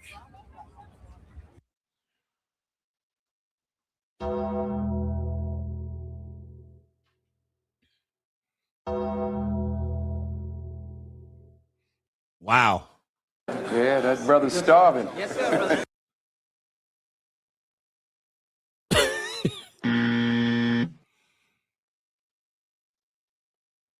That ain't it, bro. That. Wait a minute. Who are you? That I don't know what that is, man. That's a whole lot of insecurity. Money can fix that problem. All right. Money can give you a lot of leverage to not go out there and humiliate yourself. Why do men like to get humiliated? Why do men like to humiliate themselves? All right. You find ways every day to humiliate yourself. Just get money. Just go get some money. Then feel better about yourself. Go get a haircut, nigga. Go get a better pair of jeans. Take off that raggedy t-shirt. Somebody said it's a kink. Okay. People don't know. Jester Mac, what are we doing? All for female validation and attention. If like you guys live your life revolve around women. Like that's your solution at the end of the day. My life was going well until I tried to set up a date with this woman. Now my whole day got fucked up, ass nigga. Like your whole life and day revolves around what women do and what women think. What do women do to you and how they think about you? That's your whole goddamn life. And it's sad, bro, at this point. It's an evil world we live in. You can't even function all day without thinking about some hoes. Okay. We got it's an evil world we live in out here. You know, the monetized dating marketplace is taking off. I featured this woman before, but this woman is in her 80s. And she says, I got the pussy for the money. If you got the money for the pussy. That's what she says. All right, y'all young skeezers got competition out here. Okay, you got competition out here. And this woman says she's an escort. All right, she's an escort. And I do have a great sound effect for this one, but for some reason, I'm looking for it and I can't really find it. But it will be funny if I found it. But let's hear what she has to say right here about her life as an escort. Yeah. Well, at first he said he was 71. Oh, could you tell? He catfished Oh, you. yes. It took him 5 minutes to walk up the path. Oh. Another 5 minutes to walk up the stairs. Oh, gosh. And then when he derobed, to say that gravity had taken over was a serious understatement. Being an escort, can I ask what your main clientele is? Anything from 20. I had one last week. A little 20-year-old. The oldest was about 90. All right. So my pussy does not ever stink. Oh my God. all right. So somebody said Wesley Pipes hit. Yep. Wesley Pipes hit it. All right. If you watch a lot of Prawn, Wesley Pipes be he'll hit. Wesley Pipes will do that. Okay. Wesley Pipes is good for that. But yeah, I actually did. There's a documentary on this woman. And she's not lying. All right. She's not lying. She actually does this. Yeah. Well, yep. And that's what she does. My pussy does not ever stink. Oh, stop it. God. All right. So yeah, she does it. And a lot of dudes, she said a lot of dudes have a fetish of, you know, like, cause she works in the red light district. She works in the red light district. So, you know, those districts that you can sit in the window. And what she says is that men that are young use her as a to relieve anxiety about performance. And instead of getting an attractive woman where he might feel the performance should be good and top notch, and he doesn't have the experience, they'll use her as that barrier so he doesn't have a burden of performance. All right. He doesn't have a need to feel like he can be great, and then she can educate him as a sex therapist to be better. Yeah, I mean, look, I'm just saying, bro. My pussy does not ever stink. Stop. Oh my God. It happens. I actually know a guy that did a coaching call. He's probably watching me. I'm not going to tell him the name, but he said that he went to the JUCO and he got highly attractive woman and he only lasted 3 or 5 minutes. All right. And he felt like, damn. And he had to find a way to extend that whatever time that he booked her for. All right. The whole day. And so he felt kind of weird about it. And I was like, well, go for some lesser, get your experience up first before you head over there. All right. Cause that'll happen. All right. You don't have the experience. You know what I mean? You a little quick on the draw.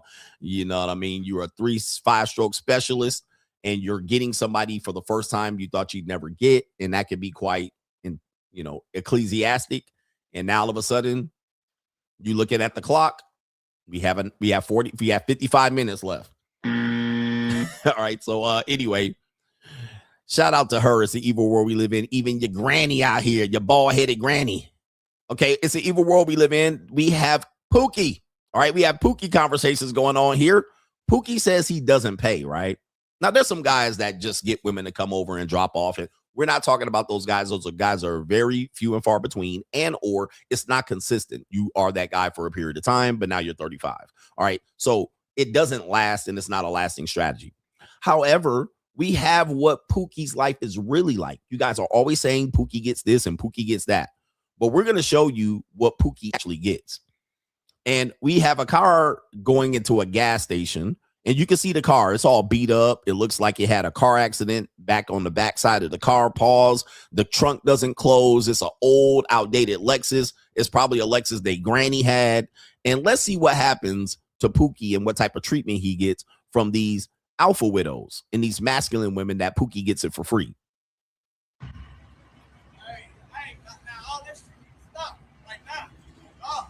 Huh? I said that shit need to stop like this, man. Nigga, shut the fuck up. Buy my key, stupid bitch. Hey, he won't get mad at me because he found a key. Oh, no. Oh, and that's Pookie. That's the Pookie that you guys keep saying he gets for free. And I keep trying to warn you that Pookie gets no respect from that woman. All right, you guys think women respect Pookie. No, Pookie is just somebody that she get the control and all of that. So Pookie was running around here running his mouth. Hey, chief. Hey, son. Hey, fam. All of that. You can't do this. He all in the street talking that shit, but he baby boy to her. Nigga, you see that? And look at this goofy ass nigga's look on his face. Why? Because he homosexual. He homeless without her. He needs her. He needs her to get the dope, the weed, all of that stuff. He needs her to trap. He needs her. See, Pookie never has that much power with the women. You think they have the power. Now, he has burden of performance. He has performance. He could probably perform well in the bed. He has all day to access her. All right, he has all day here to, take her kids to school, pick her kids up, all of that shit. Single mother. That's crazy. So Pookie was over there talking that ish. But at the end of the day, Pookie really are bitch ass niggas. All right, that's what we have to understand. Look at this bitch ass. They ride passenger seat and all of that. This is the side of the Pookie stuff that nobody wants to talk about. All right, that is the truth. He ain't getting it for free. Look at him. My husband asked me. Yeah. Hey, tough guy. Look at tough guy. Hey, tough guy. All that needs to stop. All right, what? Let's see what's going to have to stop. Look how she looking at him. She like, look at this bitch ass nigga.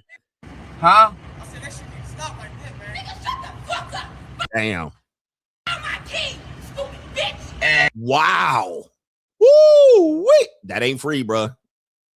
Look at his whole body language now. Look at his whole self-esteem. And he got checked in public in broad day, loud on the megaphone.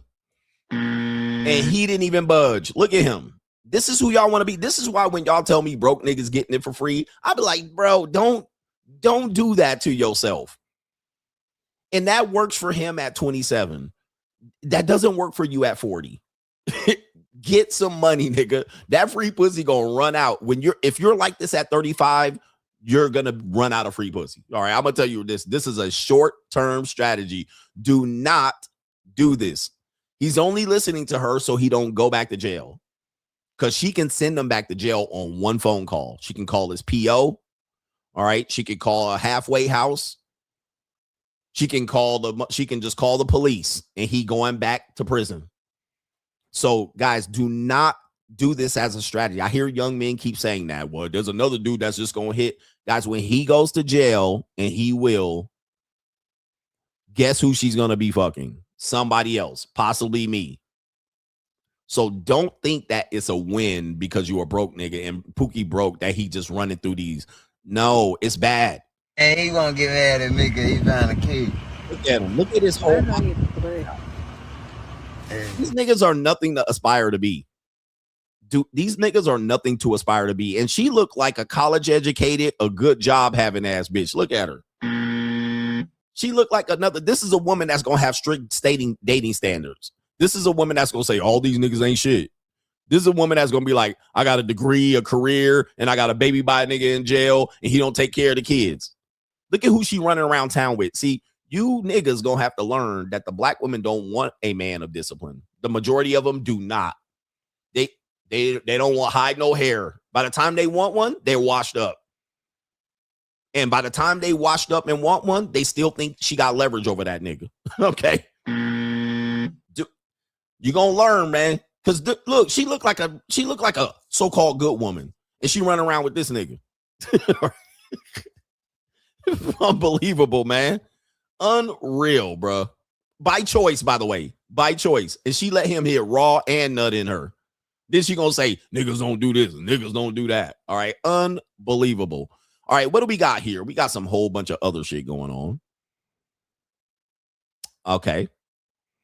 This is interesting stuff. It's the evil world we live in. We have two more. And then we're going to do another segment here. Yeah, about the good guy. All right. The first one is a young man gets his early red pill. Did he get his early red pill? Let's take you to the video here. This is a kid. Somebody posted it on social media. He says it took his girlfriend 1 day to cheat already. Okay. Some men learn earlier than others. All right. So he got a girl and she already cheated in 1 day. Here we go. That shit is crazy, bro. Bro, you gotta be careful with these girls. Just in a relationship, cheated on me. 1 day. Just 1 day you gotta watch these hoes, bro. Can't trust these hoes, bro. Like, only 1 day. They could tell you 1 day. I was just in a relationship. Took me 1 day just to find out she cheated. Damn, my job is, man, he threatening my job and my career. All right. Hey, man, this brother gonna be the next CGA. He gonna get his heart broken early enough. Brother, you have a future. All right. You have content forever. Young brother, you want to reach out to me? I'll give you a free coaching call. I'll get you a career set up. I'll send you a podcast studio and a mic. I'm going to set you up and you can be the live streamer of the future. All right. Start putting your content out there. Start building up your experience and reputation. We're going to tell you how to do it around here. And he's going to be the next CGA. All right. Learn this man's name out here. He already bitter and hurt. He already been played and manipulated out here. He'll be bald in no time flat. We gonna grow your beard out, all right, and all of that. Baby CGA coming up here, part 2. All right, man, that's a terrible thing. He already experienced and said these hoes ain't shit. All right, damn, already got cheated on.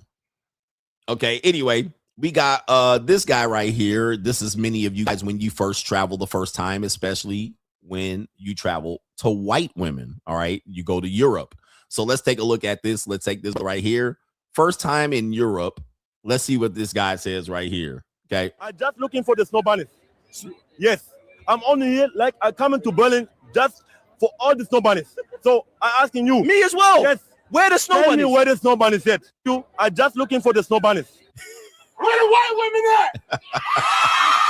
All right. Goodness gracious out here. Yeah, that brother's starving. All right. That was me in Australia and Prague, and when I went to Germany, and certainly when I went to Vienna, Austria, and London, Paris, Amsterdam, Sweden. All right, goodness gracious, that brother is. Yeah, that brother's starving.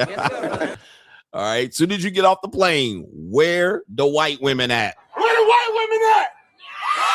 All right. Hey, where the white women at? When I was in Germany, I was like, yeah, where they at? Hey, where the white women at? Unfortunately, I saw a lot of non-white women. All right. Where the white women at? They wasn't out there that much. They was out pushed out in the countryside. There was a whole bunch of Nigerians. There was a whole bunch of Middle Eastern. There was a whole bunch of them goddamn, what do they call them women? Gypsies. There was a whole bunch of minorities there. What happened to Europe? All right, make Europe white one more time. Hey, where are the white women at? Couple of years, man. Europe is not white no more. Not even in Sweden. Not even in Sweden. You got to search from them Bigfoot having ass 6'2" Sweden bitches. All right. When I was in Rome, when I was in Barcelona, I was like, Where the white women at? you cannot find white people. You got to go to the countryside to find white folk. Okay. They ain't not in the major cities. They out there. All right. But I was looking for some chip Cheerio ass bitches. I had to go like 40 miles outside the city or 50 kilometers. All right, 50 kilometers. Now, the other difference is in Prague, Vienna, Eastern Europe, central to Eastern Europe, you can still find them mostly. All right, so you can't just Western Europe, not so much. All right, you got to go to Prague. Prague is going to be, man, I'm going to tell you, when I was in Prague, I was in snow bunny heaven. Okay, 100%. When I was in Prague, if you guys want to go where snow bunnies are, water. Yeah. You gotta go to Prague, all right? They're never gonna run out, all right? Where they? Oh, Dr. Umar. All right, shout out to Czechoslovakia.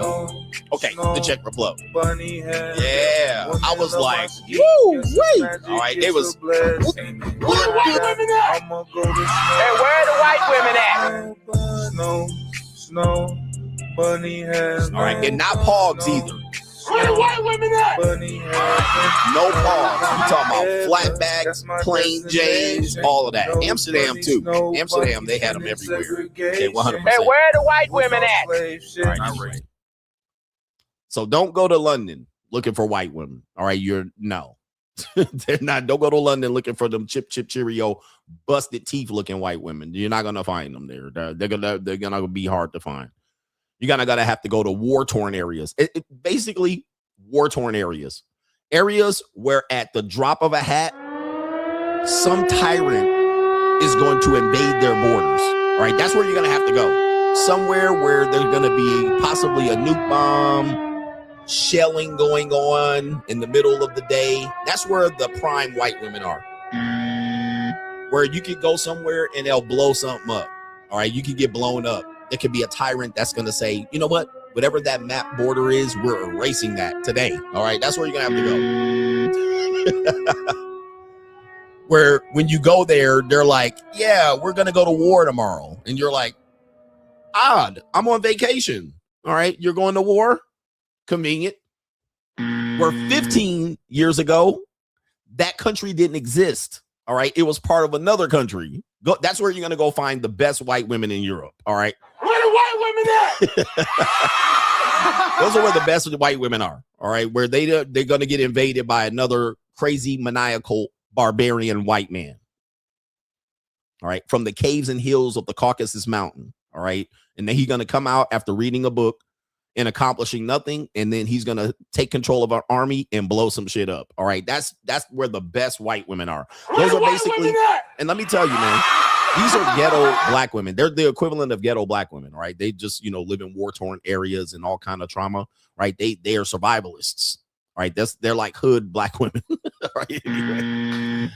right. Anyway, look, let me stop here because we're pissing people off. All right. People are just losing interest as I piss people off today. But that's the evil world we live in. How much time we got left? We still got some show.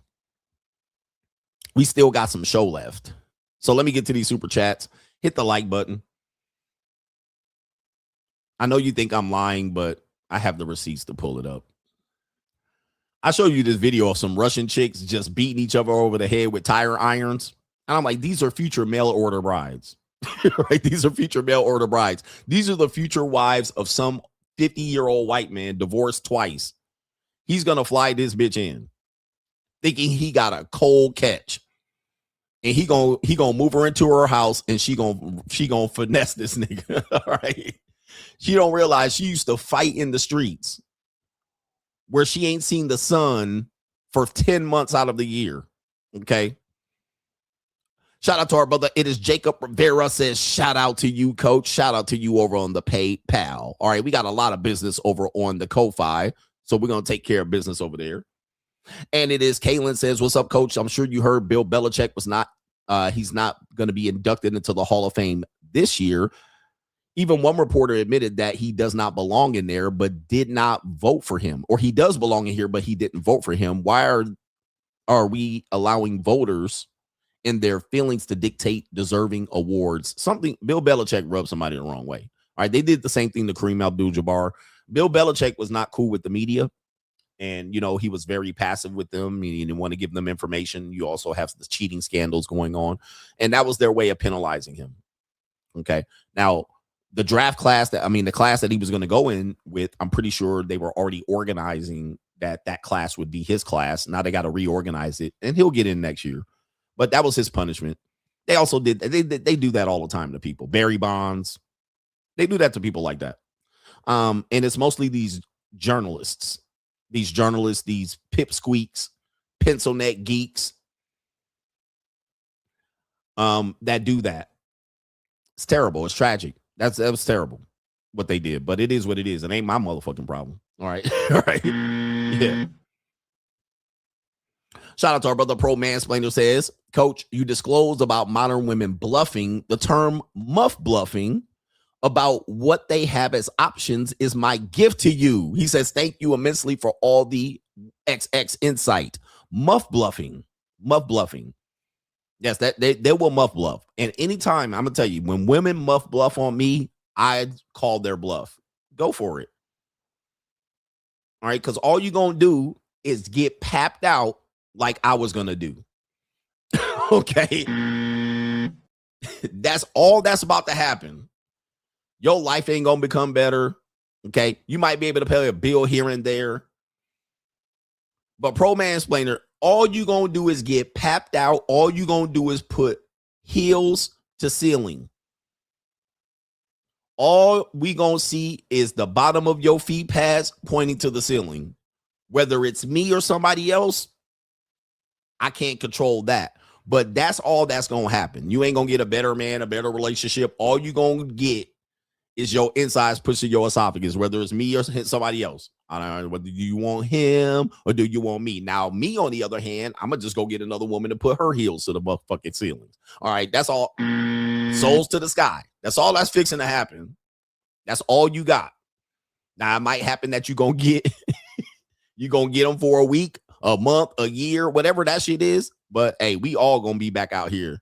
Now, I choose to be out here. You don't. You choose to be out here in another nigga's car seat. That's all. All right. Like, I ain't claiming you. I ain't trying to bring your ass. I ain't trying to take your ass all the way to the, I ain't trying to make you drink the water. All right.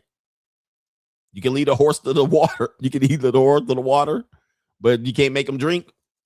Hey, it is what it is. You just going to get papped out by somebody else. All right, shout out to our brother Hustle Every Day says, I be laughing at boss bays with dudes like this. Yes, that's another one. The boss bays. They with Pookie niggas. And women are always admit, I don't know why women be running around here talking about they got the top-notch guys. And they sitting around here all complaining that the dudes they deal with ain't shit. Where's Tranisha at? These dudes I deal with, they niggas ain't shit. But they will tell you they got options. How? Houseway, when you're complaining about the bum niggas you're dating now. Okay, anyway, go on in there. I'll help you select another nigga. Tell me you got options. Come on, let me see no options. Let me see what you got. You just gonna get papped out. Right? You wanna go? I'll drop you off to get papped. No, I ain't gonna drop you off. Go tell a nigga send you an Uber. Dude, this one chick told me she had options. The next nigga she with, she ended up sending me a message to try to justify she wasn't sleeping with the guy, but she ended up going over another dude. It's a long story. So she sent me the messages. She was like, I really didn't do anything with him. She sent me the messages. I'm reading the message. The message says the dude sends her an Uber. Now, it's complicated. There's more to read into it. The dude liked her, but I don't think she liked him, but she was trying to exercise her options and show me that. Let me see what happened. So she sends me the messages. I was like, oh, you went to another guy? Well, that's fine with me. She was like, no, it's not like that. She sent me the messages. This nigga sent her an Uber and asked her to pay her back. Pay him back. She was like, okay, I sent you an Uber. It's going to be $30. Can you pay me back? Now, gentlemen, that woman told me she had options. Okay. And I was like,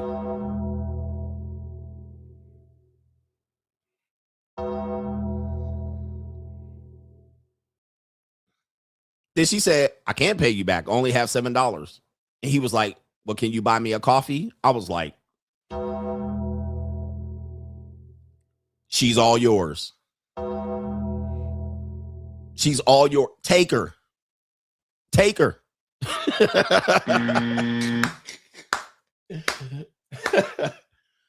Baby, go get papped out by this nigga. He all yours. She's all yours. You deserve each other.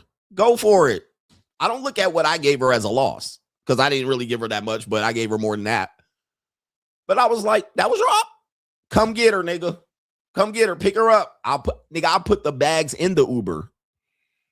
I put the bags in the Uber. I was like, here, let me help you. Put the bags in the Uber. I let her in the door. Close the door, bitch. All right. Guess what? 2 days later.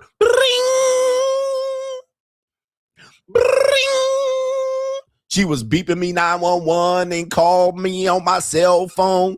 She was blowing my phone up. Daddy. All right. Get him, daddy. She was in a bind. Just that fast. And I was like, ask that other nigga, that Uber juke, that guy that picked you up in an Uber. He sent that Uber. Ask that nigga. Get him, daddy. I don't know why you calling my fucking phone. All right. I was like, yo. These birds. I was like, you better go in your Rolodex, bitch. You better jump on them dating. I don't know what you was thinking. All right. But you better go jump on your dating apps. Go swipe. You'll eventually get one on the hook. But bitch, you're going to have to work for it. Okay. Now you're going to have to go and reply and ask niggas for a date and negotiate. And guess what's about to happen? You about to get papped out. Okay. Just like you was getting papped out over here and you got your feet put to sleep and you got bored and you thought maybe I could go out there and get something else. Go for it. Okay. All right. I don't get it. Go back to Hinge. Go back to swiping over here. Go back to seeking. Go back to that. That's what you fixing to do. You got about to put some pussy on the line. All right. I don't get it, man. But I just let them live out the consequences. Go for it. And then me, guess what? Next day, somebody else is going to be at my place. All right. And I'm going to be listening to her saying the same shit in a couple days. And I'm going to be like, go for it. Okay. Do what you got to do. Next one up. These people are crazy, man. Women are crazy. They psych themselves out. And this is why I tell guys, stop taking them seriously. They're in their own head. Ladies, where y'all at? Give me a meow, ladies. And this is not a show about degrading women. This is not a show about putting them down. This is a show about creating awareness for men and affirming to men about what they're dealing with. These women don't even know what's going on in their head right now. They don't. I don't care if they're married, single, old, young, ugly, fat, skinny, in shape. They don't even know what's going on in their bird brain. They don't. When they wake up, they don't know. They're unsure. They're insecure. They're scared. They're confident. All at the same time. Okay. They don't know what they fixing to do. They kind of don't know how and have no idea how they're going to get it done. Normally, it's going to be through their vagina and a man. That's normally how shit is going to get accomplished, whether they believe it or not. All right. Or possibility of vagina and a man. They don't know what's going on. Now, just because they talk about it, I know what to do and I'm confident and I'm independent and I know I can do this and I can do, but they don't know how it's going to get done. It's going to get done through vagina and male. That's what it's going to get done. And they're eventually going to have to reach to a male and offer possibility of vagina, if not outright vagina. That's how it's going to get done. Anything. All right. Anything. So that I know that. I don't know if they know that. They're kind of trying to avoid that. They don't want that to be that way. So they're trying to figure out how to do it. But that's how it's going to get done. Male and vagina. Okay.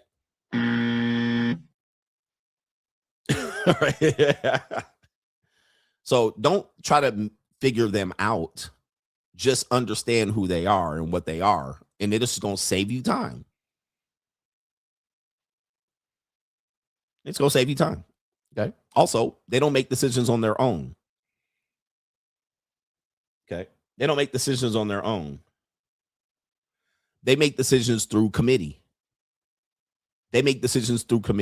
So before they do something, they got to talk to somebody, a best friend, a male best friend, a homie they went to school with, a boyfriend, a husband, their mother, their stepmother, their ex-boyfriend.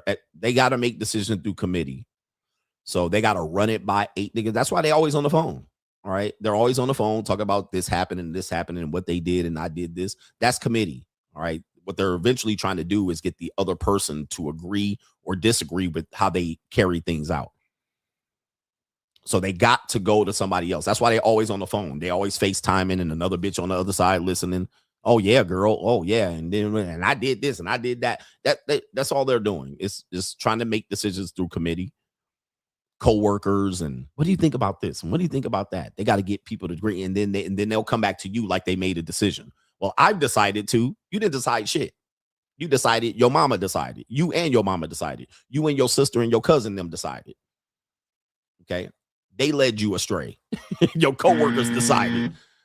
Okay. The internet decided. The internet comment section that validated your goddamn opinion decided.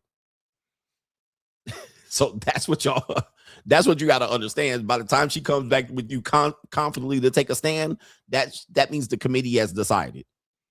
My committee has decided, and it's a committee of fucking head cases, mental head cases. Okay. All right. That's what it is. Anyway, I'm giving you this to understand. Other than that, they don't know what's going on. Shout out to our brother Francisco in the building. He sends a heart. And Hustle Every Day says Pookie's worst enemy is time not invested. That's their worst enemy. That's why it's never free, because they pay the opportunity cost. They never go forward because they're getting affirmation that success with women is going to define them. All right, we have my brother here. We're going to get everybody. Macaroni Tony. He says, hey, yo, he says, I seen them Asian potato chips. Pass the bag. Let me dip in that. Shout out to you. All right. Yep. Got some special delivery. What kind of fuck you give me? Shout out to our brother here. Miles says, my wife has her PhD, and all I do to keep it moving 99% of our time together is keep her giggling and give her words of affirmation and assurance. As long as she's giggling and squirting, it's all good. Shout out to the Locals gang and the Money Mindset crew. Hashtag the shield. That is a fact. Even educated women, you just keep them giggling, words of affirmation. A lot of guys will call that simping. I don't have to tell her nice thing. That's all you have to do. Make them laugh, giggle, not think, and then tell them how great they are. You're smart. You're great. You're so funny. All right. You're cute when you laugh. I like when your cheeks bunch together.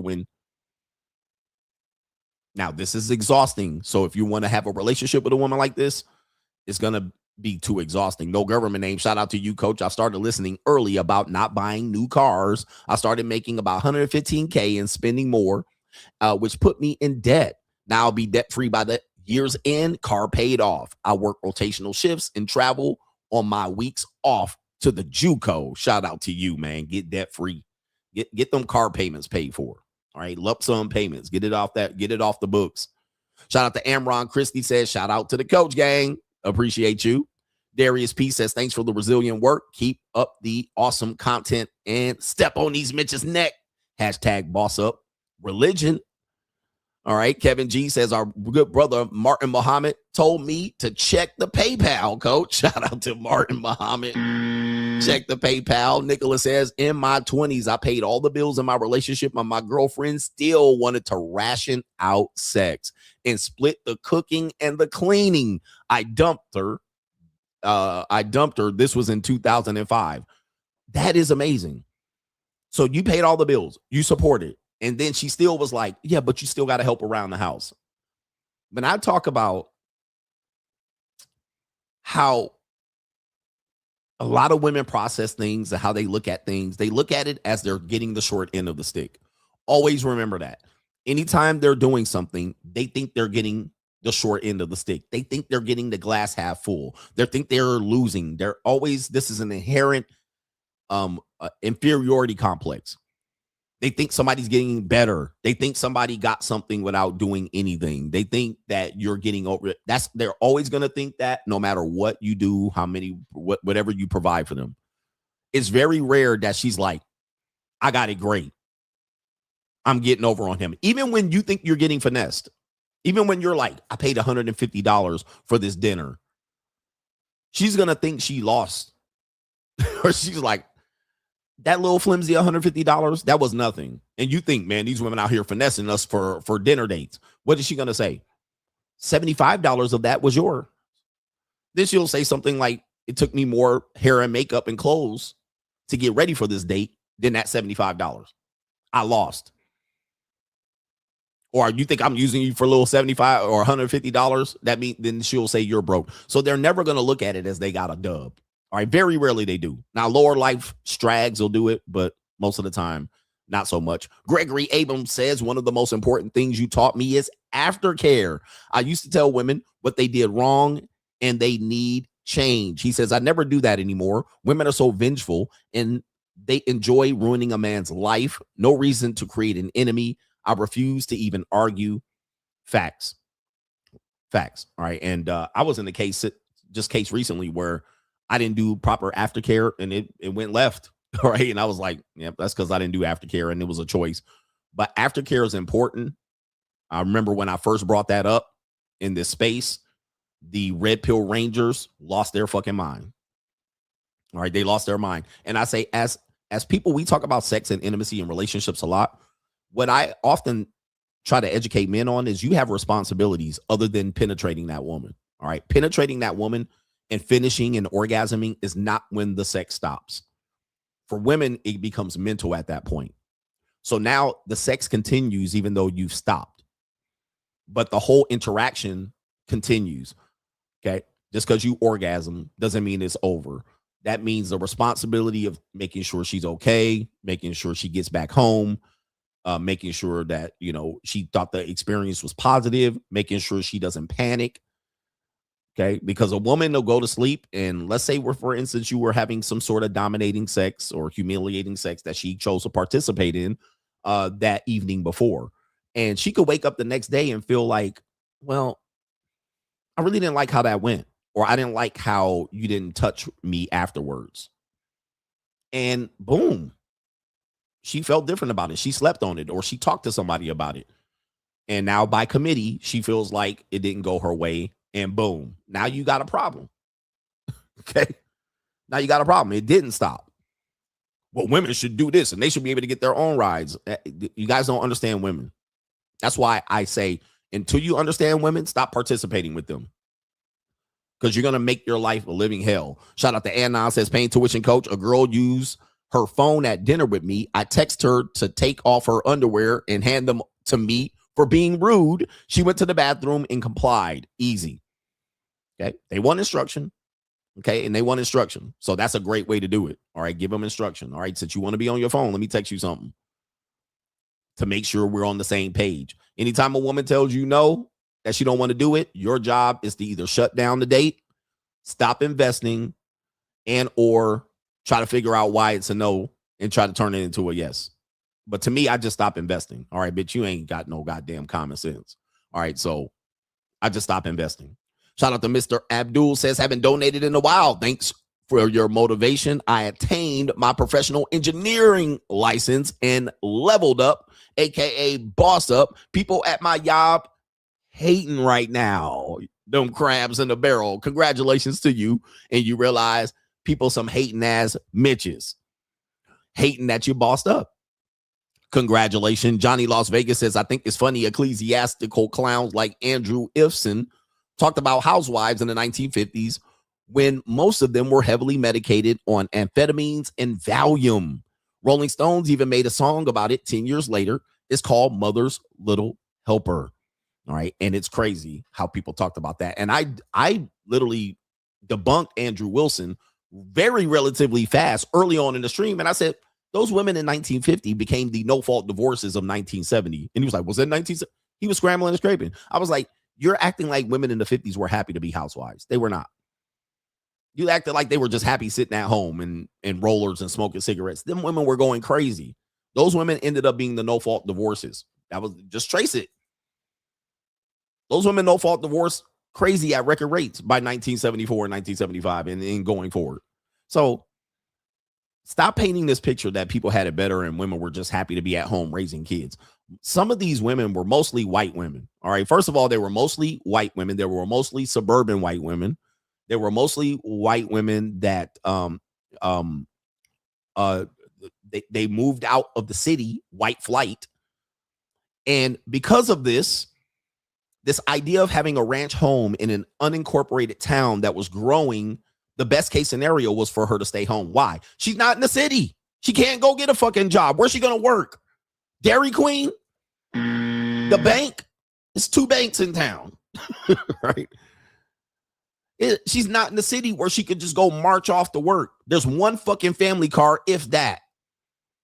She lived 25 miles from the city. There's 1 family car. The husband takes it to work to go to the city and fucking secretary. Where's she going to make fucking money? She has to stay at the house. That was the only goddamn choice. Where's she going to ride a horse in? Okay. She's in the suburbs. You guys got to remember, there's barely any interstate by this particular point. The interstate system's getting put in. There's not no motherfucking interstate where you go up 75 miles an hour and get to work and commute. She in the gas guzzler. Bitch can't even drive a car. Bitch can't get a driver's license. She can't even open a bank account. You guys got to realize the women were trapped in the situation. They were stuck in the situation. They were not choosing to be in that situation. They got stuck. They had to listen. They didn't have the way to wriggle out of the motherfucking situation. So they had to be, they love to stay at home ecclesiastically trying to fuck their husband. Hi, honey, I'm home. Ass nigga. Okay. Stop painting the past as better when you're just going to pick and choose of this and say it was better and it was right. Now bitches got what? Cars, they could drive, they got their own money, they got their own jobs, they'll sit in the hour commute up and back. They got internet access. All she had was a typewriter at best. Sit in the back. That's all the bitch could do. Now don't let her be 32. Because most women by 32 had 4 kids. So she ain't about to work in the city, commute in. Where the kids going to go? By 32, she didn't have 4 kids. She had to be 22, 21, typing 60 words a minute or 158 words a minute. By the time she did that at 22 at the office, she done already married a nigga at the job. And now she in the motherfucking ranch house getting knocked up barefoot and pregnant. He was like, you don't need this job anymore. Or sexually harassed at the office by the boss. Sleeping with the boss. Whatever. Women married men that they worked with or went to school with. And they were certainly married up by the age of 24 or 25. Knocked the fuck up. All right. So this whole idea of you trying to reframe the history and trying to put it in today's world doesn't work ecclesiastically or biblically. It doesn't work. Women just got way too many options, way too many things to do. Now, do they choose the right thing to do? No. Okay. Most likely, no. They don't choose the right thing. They always choose the wrong thing. It ain't my problem. Okay, ecclesiastically.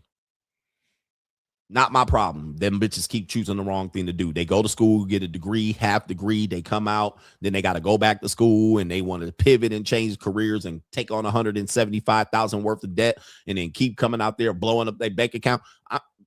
Y'all do whatever the fuck y'all want to do. All right. My job is not to control women. I think controlling women is the dumbest thing a man can do. It's a waste of your time. It's a waste of your time. You're wasting your time. First of all, they don't want to listen to you. Second of all, they're not going to take accountability for their decision making. They're just going to blame somebody else. Just let them keep picking the wrong goddamn thing and then just sitting back, not attaching yourself to it. Just don't attach yourself to it. All right. Anyway, I'm trying to help y'all out. Don't frustrate yourselves. They need to listen and we need a Sharia law. No, we don't. No, we don't. What you need to do is find another place to live when this shit burned down and go to hell. All right, that's what you need to do. You need to have a bunker. You need to go somewhere else and retire before the shit hits the fan. All right. Because the shit gonna hit the fan. And the shit done already hit the fan. The shit already is on fire. Right now. You guys are living this every day. The problem is it's literally just a boil. All you guys are doing is getting boiled. It ain't scalding hot yet. All right. Anyway, it ain't scalding hot. Y'all just a frog in the boiling pot. And every day you wake up, damn, what's wrong? I heard somebody on Twitter say, when did society start going left? Nigga, take your pick. Every day it was going left, incrementally, moving inch by inch. Now it's way over here, and y'all motherfuckers is like, what happened? Every day, nigga, you was just in the pot. Motherfucker just... What do you mean? You trying to pick point one time. The whole time, you motherfuckers was simmering. Now you wonder why you're at a slow boil. All right, what the fuck? How do I explain to you goofy ass niggas? Man, y'all, it's cooked. Y'all getting cooked on a daily basis, giving up your rights here and there. All right, agreeing to terms and conditions of platforms and being completely distracted by social media and bitches out here making bad decision after bad decision with relationships and men and babies and children, aborting them at will. All right, running around here say they happy they ain't never had a kid, but 5 abortions attached to it. Like, come on, bro. Stop the bullshit. 19th Amendment, all kind of dumb shit that y'all done. Wasting time. Come on, bro. Come on, man. When did it go left? COVID. Right? What about the whole thing with the boomers and the Gen Xers with the whole housing kerfuffle? The housing market bubble. You don't think we're not feeling the after effects of that today? That's why Gen Z can't buy a house. They said that back then. They said we're bankrupting Gen Z when they signed the bail out the banks. But y'all wondering why, oh, this economy is messed up because the boomers. No, when they bailed out the banks, that sunk Gen Z's possibility from ever buying a goddamn house right on the goddamn dotted line. On that day.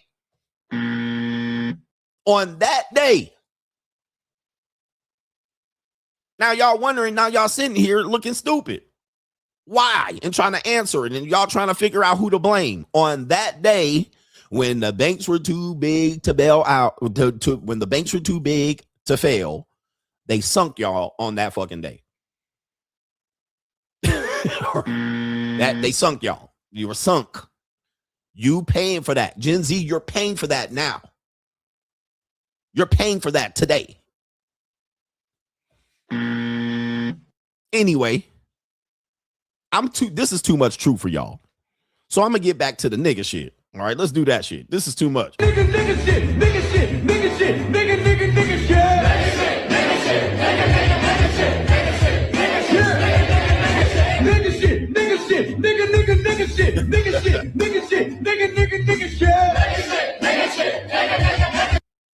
Y'all can blame who y'all want, but it is what it is. Anyway, we got 2 more logical mindsets. Says, sorry, Coach Ben, gone, busy pog hunting in Texas. That's a good place to go and find pogs. Appreciate you, man.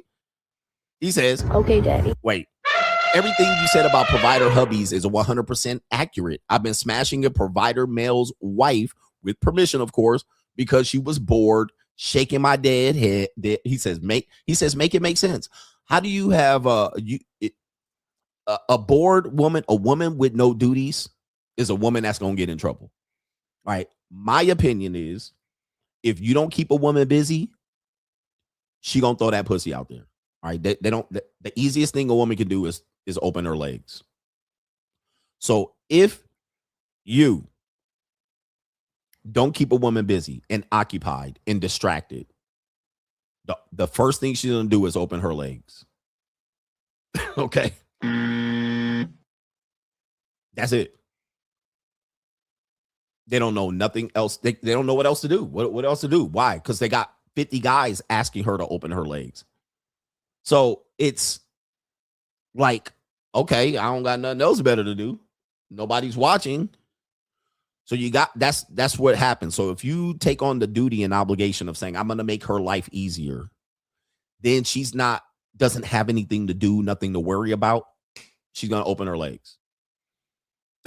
Okay, this is the story of the suburban housewife. This is the desperate housewife story. All day, she's like, what am I gonna do? She's standing at the window looking at the nigga mowing the lawn. He looks good with his shirt off. Day 1, day 12, day 50. She'll finally fuck him. I don't got nothing better to do. She'll wake up, plan her clock. He should be mowing the lawn. It's Wednesday. She'll be out there looking. She made the decision. I'll fuck him. I just need the right opportunity. She'll walk out there with a glass of lemonade. And she'll say, oh, are you going to come back next Wednesday? Here's advance money. And she'll pay and trick on the nigga. And the nigga will eventually fuck her in the garage. I mean, all right. So making a woman's life easier, it's not going to help you. All right. It's going to hurt you. It's going to come back to haunt you. All right. Anyway, last one. Jay the Terrible says Erica Kirk is rumored to be pregnant. He says, you were right, CGA. Women use sex to cope in traumatic life events. Another reason why they open their legs. Trauma. Traumatic life events, open legs. Like I said, it's the easiest thing for a woman to do. That's in life. It's the easiest thing for them to do. Now, some women are very good at it. They're discriminate with. They're not as they're indiscriminate with it. They're not indiscriminate with it. So they kind of choose their lane. They kind of choose when they do it. Okay. They're fighting it. Like, for instance, a woman will say, I won't do it. I'm not like that. But her hormones will lead her to do it. All right. It'll be she'll be in that gluteal phase. She'll be in the gluteal phase of her period, of her cycle. And then she'll be like, okay, I normally wouldn't have done this, but I'm in the gluteal phase and I'm super horny. And then she'll reach out to God knows. She'll reach out to God knows who at that point. And then she'll make a decision that she might later regret. Bang a loser nigga, whoever, a homeless nigga. We're gonna see this later, hopefully. So she normally says, I would never do it. But of course, the hormones raging, and then boom, she's like, then she finds herself in a broke nigga. Or she finds herself selling some punani. That's why you can't really determine who a woman's gonna give sex to. Oh, she gave sex to the poor guy, or she gave sex to Trick, or she out here a sugar baby, or she gives sex to the athlete. You can't really determine who she's going to give it to because you can't. The luteal phase. That's what I say. The gluteal phase. The luteal phase. I said gluteal. Whatever I'm talking about. You can't determine. And she'll give it to whoever she wants at that particular time. And then dudes will say, women give it to this type of guy. You don't know. Just don't know when and why and where. All right. The luteal phase. I call it the gluteal phase from here on out, but we'll call it the luteal phase. All right. What do we got? I was going to stop at 11:15, but I think I can get on with this show. All right. Let's see here. I'm going to skip those two, and we have the innocent one. All right, we have the innocent one. This is kind of the main event, the good guy. So we'll call it the main event. We'll chalk it up as soon as I get this one here. The gluteal phase going. We have why these women say they left good men. This is going to be an evil segment, but let's go with the main event here. Let's do it.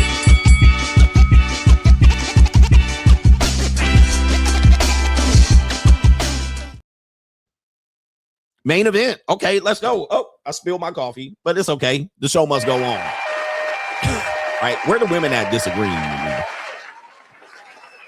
They're not going to disagree with right here. Okay, so what do we got here? We have a woman here why they treat good men like garbage. Okay, why they treat good men like garbage after saying they want a good man, right? I want a good man. I want an honest man. I want a man that won't lie. I want a man that won't, they want that. They desire that. But unfortunately, let me show you, when you're that guy, they end up hating you. They despise or they hate what they create. So they would say, may this love find me, but that love finds them and it doesn't feel the same. Okay. Because they're kind of in fantasy. It's kind of like when I always tell you that people think romantic things are romantic until you do it. For instance, sex on the beach sounds romantic. until you do sex on the beach, right? You're like, oh, the birds will be chirping and the seagulls will be flying and the motherfucking waves will be crashing here. You know, they'll be just cresting, just like in your mind, you picture it. And the sand will be here and we'll be on the beach towel and all that shit. Guess what? You get out there, sand all in your ass, cheeks, seagulls shitting on you, the waves coming up, drowning you and shit. They ain't just bubbling up, windy and shit, the towel blowing sand in your eyes. That's the reality of sex on the beach, right? You got sand in your balls and she got sand in her pussy. Sex on the beach sounds fantasy. It sounds fantastic till you do it. And then you're like, this shit is weird, bro. Like, this shit ain't what it meant to be. Okay. Same thing as a picnic. You say, oh, a picnic. And she going to bring the bread. You're going to bring the meat. You'll bring the bread and she'll bring the meat. You'll bring the wine and she'll bring the cheese. And then she'll bring the apples and the raisins and you'll bring the goddamn. And guess what? Flies and gnats and bugs and butterflies and motherfucking moth and June bugs. Windy, it rains, birds shitting on you, birds attacking. Okay. Ants coming up in there marching in your motherfucking picnic basket. She's scared of bees. She jumping up. Ah! Right. It sounds romantic. It sounds good until you actually do the shit and you're like, this shit ain't actually what it was all cracked up to be. The same thing as relationships. Okay.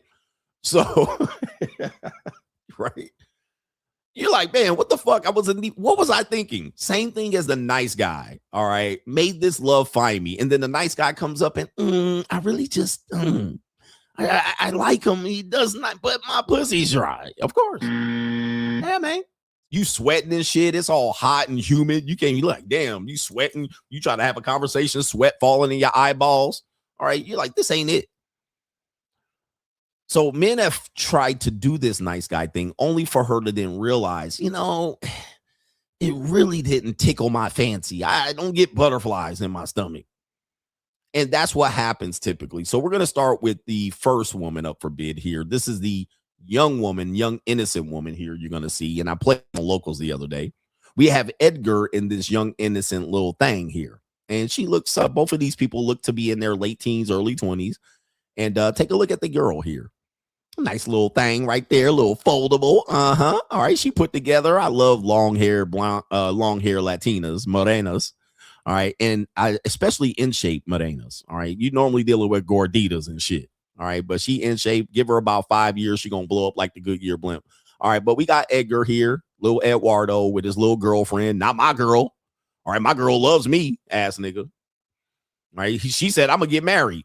But it says right here, no matter how innocent they look, always run the whole facts.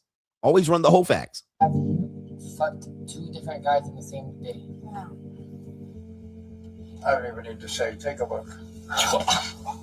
That's my body telling the real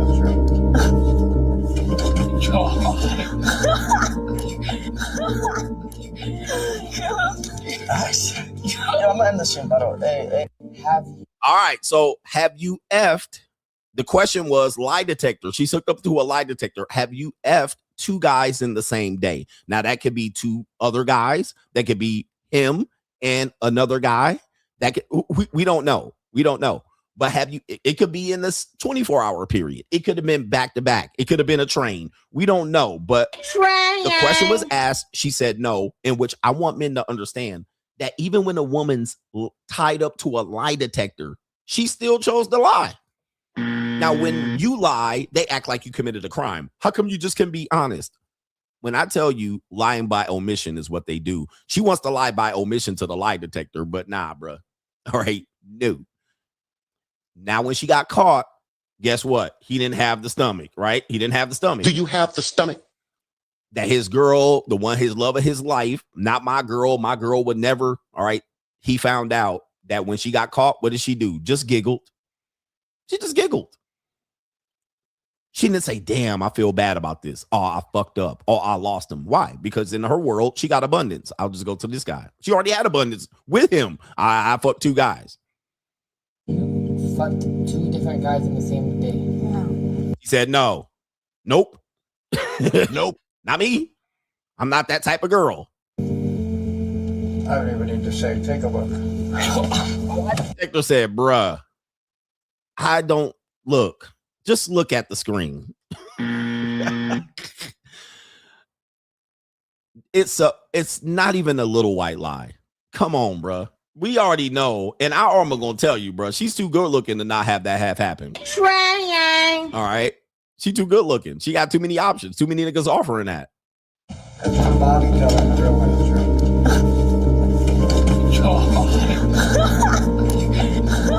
Look at that.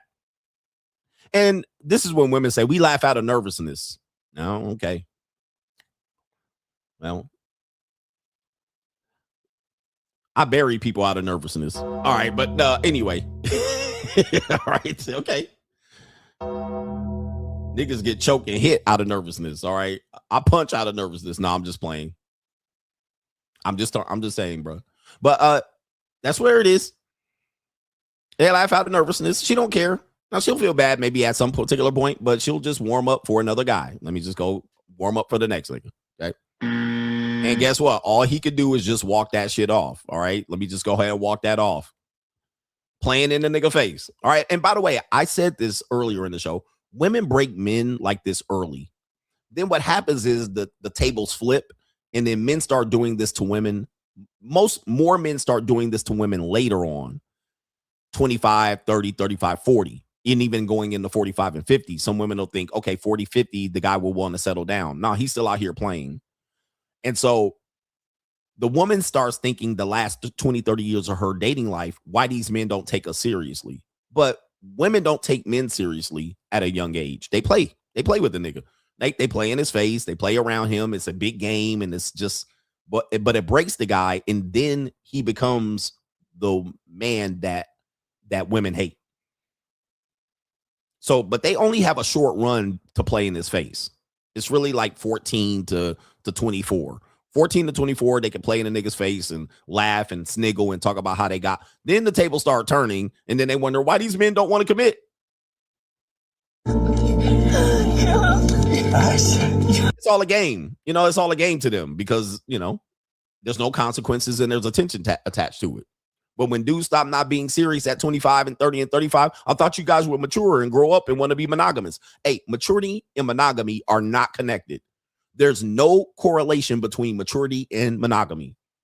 A person doesn't mature in a monogamy. Okay. A person does not mature in a monogamy. They decide, or they're conditioned to it, or it's part of their religious or social programming, or not. Okay, a person doesn't get old and say, well, I'm going to stop playing around out here. Maturity and monogamy are not correlated. Just because a guy gets older doesn't mean he doesn't want to come out here and fuck prime young pussy if he can. Multiple versions of it. So I hate when dumb people say that. Well, these dudes too old to be out here. They should be maturing and want to be out here. Maturity and monogamy are not correlated. All right, there's no correlation between the two. A nigga could be 70 and still playing out here. All right, so let's continue. All right, let's continue. We have another guy out here who done learned the hard way. We got this guy out here. Let's see the screen. And this is women talking on social media, thank God. And it says right here, let's play the video. Car is in a relationship and still get dick down. So I was just scrolling on TikTok, right? And then I saw my girl pop up in one of those somebody in the car videos with all of her single friends. Tell me why one of her friends says somebody in the car gets slutted out every weekend while they have a loving man at home, but staring at a blank screen for 3 hours. All right, not my girl, coach. All right, so the video it says somebody here is in a loving relationship, but they getting slutted out on the weekend. Okay, not my girl, coach. And I don't know which one of the girls this is, but it's obviously not the girl talking, but it might be this gordita in the back. All right, it could be the gordita, or it could be even the woman that appears in the front passenger seat. But I'm thinking it's the gordita. But let's play that part of the clip here. Somebody in this car is in a relationship and still get dick down. All right, this is an example of younger women playing that game of they got options. I can't say they don't. Okay. Now, are the options good? No. So I can't say the options are good. But yeah, they're going to have dick thrown at them. And eventually, you know, in our world, there's no shame against it. So, you know, they're going to exercise these options. And this is a guy that got with a woman, probably, if this is a gordita or the torta, he got with a girl that he thought other dudes wouldn't dig down or other dudes wouldn't pay attention to. Not out here, bro. Niggas going to dig down anything. Now, they out here snitching on themselves. It's not like we snitched on them. It's not that I use pejoratives against them. It's not that I said that she's probably doing it. They admitted doing it. Okay. And there's no shame. Just like previously, the other woman right here, no shame. Okay. There's no shame in their game. Okay. No shame. Just giggles. Why is this doing this? No shame. It's funny to them. Between 14 and 24, it's funny. But then when they want men to... What happened? Why these men don't want to be serious and commit and get married and settle down? I don't want to hear it. So the guy said, yeah, man, I saw this video. My girlfriend came across the screen. I saw this video. I don't know what to think. I've been staring at this blank screen for 3 hours. Poor guys, man. Not my girl, coach.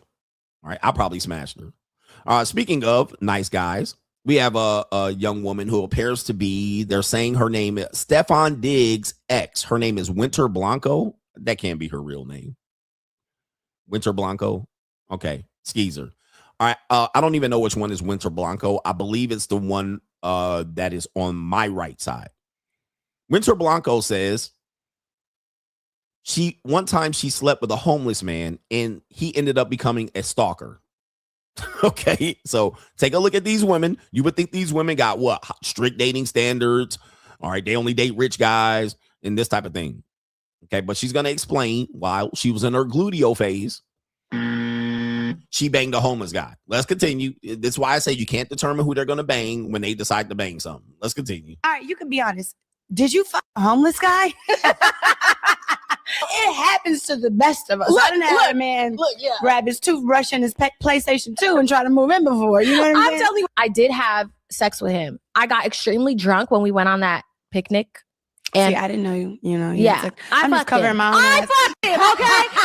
And I think that it's because I don't know if it's because the pussy's too bomb, but like now I have a stalker. No, that's actually not even funny. That's not even funny. I shouldn't even play like that. This is really serious though. It is. But the reason why we even brought it to attention because it's something that's very personal. It's literally something that you're dealing with right now, and then it's why it's a now lot of it's shit scary. going on right like, now. And now first, it's scary. Yeah. At first, it was just like, what a creep. But now it's like, here's my thing. Here's why I'm scared. I'm not fully scared like, oh, I think like I'm going to be murdered by him. Let me stop this right here, brothers. This is why I keep telling you guys, you can play this game of the rich guy going to pay, he going to get played, and then they only want rich guys or the poor guy going to hit, blah, blah, blah. Dude, anybody hitting these girls. Anybody. Poor, rich, money on the table, no money on the table. When they decide to fucking open their legs, they fuck whoever, bro. And they don't consider, in the woman's brain, they don't see a division like we see the division. We see, oh, the broke guy, minimal investment. This guy, maximum investment. For instance, Stefon Diggs, maximal investment, right? He invested a lot. Status, probably got her to football games, put a baby in her, right? He maximum investment. CGA deals with her. I'm minimally invested. Broke homeless guy, he's invested, but very minimally. You think that the women see this division. They don't. We're the ones that see the division. Because then we see what the other guy invested and we say, how do I get to it? Or how did they get to it and I didn't get to it? Trust me, I've had these conversations with women on this one. All right. And they'll look at it and say, well, this guy it was just a fuck. I was horny. He just fucked once and it's okay. I don't want nothing from him. He just comes, goes, he's around. This guy right here, but he treats me well and spoils me. And this guy over here, he's my boy. So what do we call this? The spectrum. This is the spectrum. They don't see a division. We see the division. And we say, well, why did you give it to him? But why do I have to do this? And why did he have to do that? And why does he have to marry you? And this guy doesn't. They don't see the difference. Right? It doesn't count. I was drunk. I was horny. I was in my gluteal fat. They don't see the difference. They see a reason why they did it. Now the consequences, oh, what happened? Oh, he's a stalker now. Consequences show up. It's scary. He's a creep. So again, these women say they love good guys. I mean, it is amazing. It's the most amazing thing. But for me, I listen and I don't judge. I listen to understand. And then I go, all right. Then I say, no matter how you deal with them, there's some shit. All right. There's going to be shit. That's what you're taking on. Vacations is another one. They go on vacations. They go to Australia and whore out. They come back to you. You're supposed to treat them seriously. They go to Maui and sell pussy. They come back to you and you're supposed to give them a relationship. And you're like, they don't see any difference. You're going to be mind boggled. They don't see a difference between that. They do, but they don't. They see a foreign nigga. All right. She going to be in the bathroom hiking up her skirt. All right. They see you. Okay. He's handsome. He going to take me out on the date. If he doesn't, then all right, he was 6'8", he was 6'5". I had to fuck him. He had muscular. There was no chance I was not, and I was on vacation. I had to fuck him. All right, then she'll come right back to you and tell you got to wait 60, 90 days for some sex. In their brain, that math works out. In our brain, it is mind-boggling. Most men do not know what's going on. They're like, what? How can the same person treat that differently? Well, we do that as well, okay? We do that as well. All right, so it's not that we don't do it. We just do it a little differently. Like we'll hook up with a slump buster or booger wolf, and we'll go deep raw. Okay, and then another woman will come around, and you barely even know her. You'll give her a relationship, and the other woman been with you the whole time. You've been hitting it raw. This woman comes around, you ain't even fucked her without a condom, and you give her a relationship because she's cute. So, and then she ended up being the worst one. Because she cute, she barely knew you. You gave a commitment away in 2 seconds. She treats you like dirt.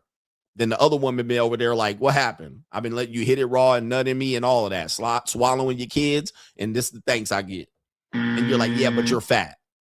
You're fat. You're ugly. You got a big wide ass nose. All right.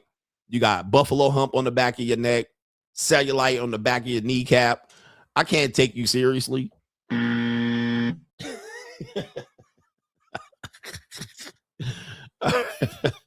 You got knock-kneed, you cockeyed, you know what I mean? You broke, poor, you desperate, lonely, you got nappy, kinky ass hair. All right, nah, bitch, not me. All right, I ain't giving you no relationship, bitch. You gonna have to work for that. All right, the other girl come up cute. She just looking cute, and you, baby, I'm yours. Baby, I'm yours if you want me. Baby, I'm yours if you need me. Loving you forever if you want me. Give me your love, baby, I'm yours. Yeah, we goofy too, man. Ladies, we're goofy too. Do I need to make a channel for these goofy ass niggas? We do this shit too. But the difference is, ladies, I'll give you one. I'll give you that. We do it too. But let me tell you this.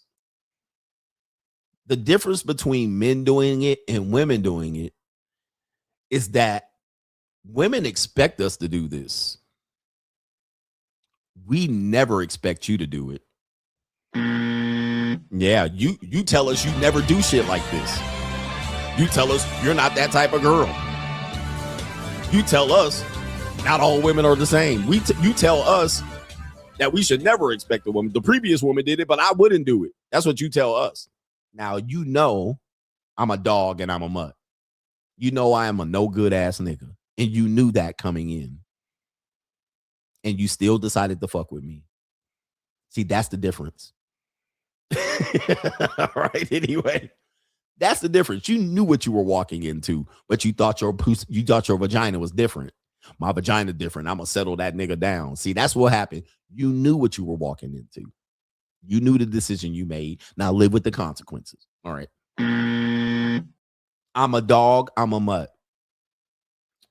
I'm a no good ass nigga. Ladies, I'm no good.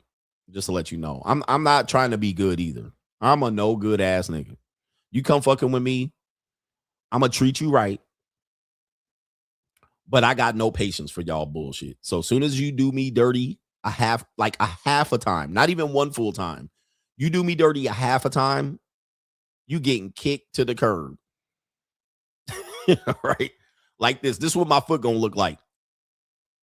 All right. You nobody to me. You are nobody to me. And I could have just been digging out your guts the previous night. You're a nobody to me. All right. You can be your street trash to me. I'm gonna just be like, here. Garbage. All right. Anyway, we're still going on with this part of the show. We have this one right here. All right. We're going to get to the 3-hour mark. So this is the main event. We have a woman that says here in an article that she's leaving a good man because of 5 words. Let's see what these 5 words are. These are good men that are in marriages and relationships and don't know what happened. I'm going to have to read this. I am leaving a quote unquote good man because of 5 words. My name is Sarah and I'm 39 years old. And in 3 days, I will sign my divorce papers. My mother is crying on the phone. My girlfriends are in shock. They whisper, but are you sure? Mike doesn't drink. He doesn't cheat. He has a steady job and he coaches Little League. It is true. Mike is a good man, but I am not leaving a bad man. I am firing an incompetent employee. The problem with Mike and millions of American husbands just like him is a single sentence. A sentence that has slowly destroyed my nervous system, drop by drop, for 12 years. The sentence is, honey, just tell me what to do. Just tell me what to do. Now, gentlemen, let me educate you on something. And there's a video of a woman saying this. She said, the worst thing a man could say is just tell me what to do. Just make a list and tell me what to do and I'll do it. Now, what the guy is trying to do is trying to not read between the lines and read her mind. What he wants to do is the woman saying, look, I'm not happy. I'm not feeling a certain way. I feel like you're taking advantage of me. You don't share responsibilities around the house. And then what you'll say is just tell me what you want me to do. Tell me what you want me to do. Tell me what you want me to do. Write it down, bitch. Tell me what you want. And the woman will say, if I have to tell you and use the mental exercise, it's just the same as me doing it. So I want you to figure out what it is that needs to get done. Yeah. They feel that if they got to tell you and you do it, it's not the same as you figuring that out and doing it. That means she just told you to do it and you did it. Okay.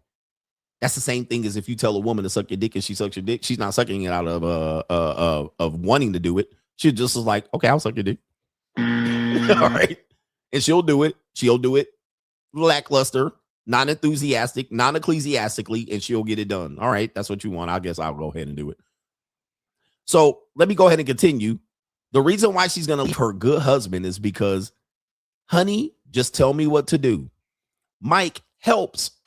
He loads the dishwasher if I ask him to. He picks up the kids from practice if I send him a calendar invite and a text message. He starts the laundry, but he has to ask me which setting to use and where the detergent is every single time. He executes. I have to manage. She says, I am the CEO Nigero of Family Inc. And he is the intern who has been working here for a decade, but still doesn't know where we keep the paper towels. Last Tuesday, the bomb finally exploded, she says right there. We were eating dinner. He looked up from his phone and asked, Sarah, my mom's birthday is this Sunday. What did we get her? She says, what did we get her? My fork hit the plate. His mother, not mine. Yet in his mind, the responsibility to remember the date, research a gift, buy it, wrap it, and sign the card belongs to me. By default, his only contribution is showing up to eat the cake. Now, what she also left off is the money probably spent to buy the gift was his. She left that out though. Okay. She left that part out. So he also, let me see here. Oh, she didn't. It says buy it. So she didn't leave that out. Now, to me, this is a woman this is a bait and switch at this point because she knew who she married. She got the result of that. And now she's switching the rules up. And she says, I didn't yell. I just looked at him and asked, Mike, what size shoes do our daughter wear or does our daughters wear? He looked confused and said, I don't know, Sarah, why? I asked, what is the name of our son's homeroom teacher? Silence. I asked, when does the car insurance expire on the truck you drive every day? Nothing. I asked, what is your own mother turning on Sunday? What age, I believe she meant. He hesitated. He actually had to do the math. He looked offended. You're being dramatic. You just had to tell me and I would have gone to the store. Okay. So this is, I don't know if this is an AI photo. I'm assuming this is an AI photo. But here's what's going on here. What Mike is a task-oriented person. All right. He's task-oriented. He seems like he wants to keep a task. I'm going to keep a schedule, a calendar, a task. I want a checklist, check things off. He seems to be more pragmatic and logical about how he's doing things. Whereas the other woman seems to be more emotionally attached to these tasks and wants to compare. So Mike is going, let's divide these responsibilities. You worry about that. And then you don't have to worry about this. Because if he start asking how much interest the mortgage is, okay, when was the last time the person came out to clean out the gutters? When was the last time, if he started asking questions, there were things that she wouldn't know either. Okay. What do we pay the landscapers? Okay. What did it cost to pay the pool put the pool in the back? Okay. What car wash in Jiffy Lube do I take the car to? She never had to pump gas. She's never had to change the oil in the car. She's never had to motherfucking check the tires. She's never had to wash the car. She's never had to do any of these things. If he said, where do I take the car for the Jiffy Lube? She wouldn't know either. She wouldn't need to know either. All right. How many more principal payments do we have on the mortgage? She probably wouldn't know. Now, here's the thing. Because women then try to nitpick and find they're fault finders instead of trying to figure out how to make shit work. She is now nitpicking at him. This is nitpicking because Mike seems to be task oriented. You handle that. I handle this. We both don't need to know. Whereas she's like, you need to know what's going on with what I'm doing. Both have their approach. They should have worked this out. She agreed to this marriage. He agreed to this marriage. But now she's using this little shit against him where it wasn't his responsibility anyway. He already just outsourced it to her and said, you handle that shit.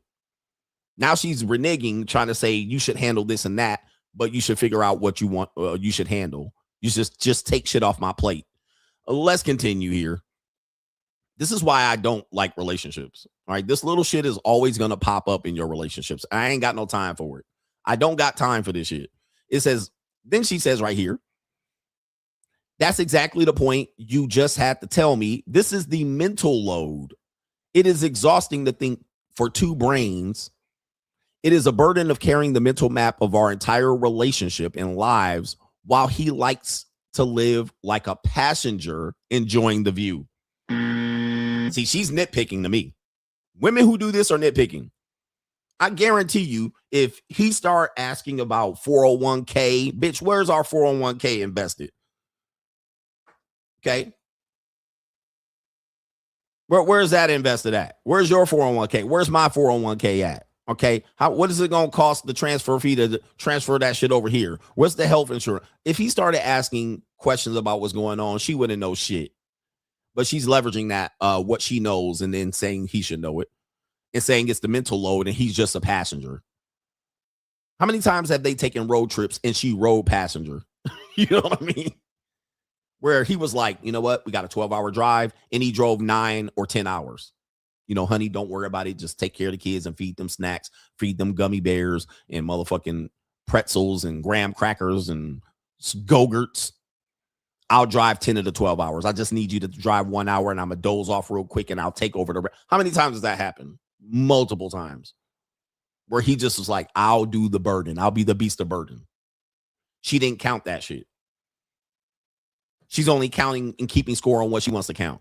And I'm telling you, that's what's happening here. I don't feel sorry for her.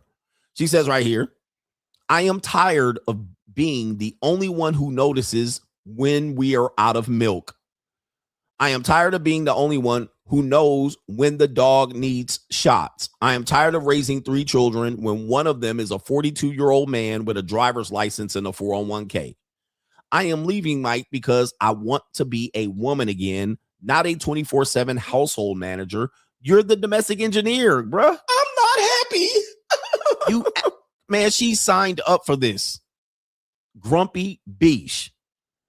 And you know they ain't been fucking, y'all. This is an example of 2 people who ain't been fucking. All right. There might have been some intercourse going on there, but they definitely ain't fucking. It says she's right here. I'm leaving because I would rather do the hard work alone, knowing it's all on me, than to have someone standing next to me who helps, but actually weighs me down like a backpack full of rocks. Then she says, will I be a single mother? Yes. Now that's where the reality is going to hit when here's the thing. This is where it's going to hit. This is why when they say single mothers are out here struggling, now she's going to have to know when the mortgage needs to be paid. All the shit that she wasn't aware Mike was taking care of, she's going to either say he needs to still take care of it. You need to still pay the rent. You need to still pay the mortgage. I'm just not going to be with you. I'm not going to fuck you anymore. We're not going to live together. We're going to divorce. But you still need to handle those. If he doesn't, she's now going to have to handle that. And she's still going to have to do the laundry. Let me clear this up. The task that she's asking about, she's going to have to do the ones Mike was doing and the ones she's still complaining about. She's still going to have to get the dog shots. She's still going to have to raise the 3 kids. She's still going to notice when the milk is out. Bitch, still going to have to notice what shoe size the daughter's wearing. You're still going to have to know the son's homeroom teacher, whether Mike knows it or not. You're still going to know when the car insurance expires on the truck. You still going to have to do it. It ain't like you're not going to do it. You're still going to have to do it. And Mike still don't have to know. The only difference that's going to happen is you're going to live in separate households and you're going to destroy the family in the process because of this. So you're still going to have to do it. And you're going to have to do what Mike was doing, a portion of it. That's neither here nor there. Okay. It's neither here nor there. And it says right here, but at least I will stop being a mother to a husband. My name is Sarah. I don't need a helper. I need a partner. And sadly, the only people who understand the difference are the women who are too exhausted to explain it one more time. Okay. This is why, again, when women keep score in relationships, the relationship is over. Now, she could be right about the scorekeeping. She could be wrong, but it doesn't matter. She keeping the home score. She not keeping the score of what you did. She might think of what you did as what you're supposed to do versus what she has to do. And the relationship is over. So this is why good men get left. Now, I don't think there was anything Mike can do because he even then volunteered. Okay, where can I help? And then she said, see, I don't want it. I don't have, if I have to tell you, then you don't want to do it. So even when he stepped up to come in there and say, just tell me, she didn't want to do it. Next story.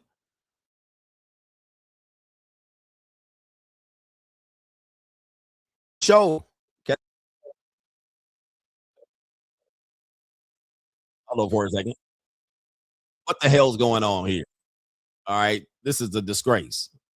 All right. New World. Hey, NWO. I'm trying to do a show and educate these people here. I didn't break no rules. Okay.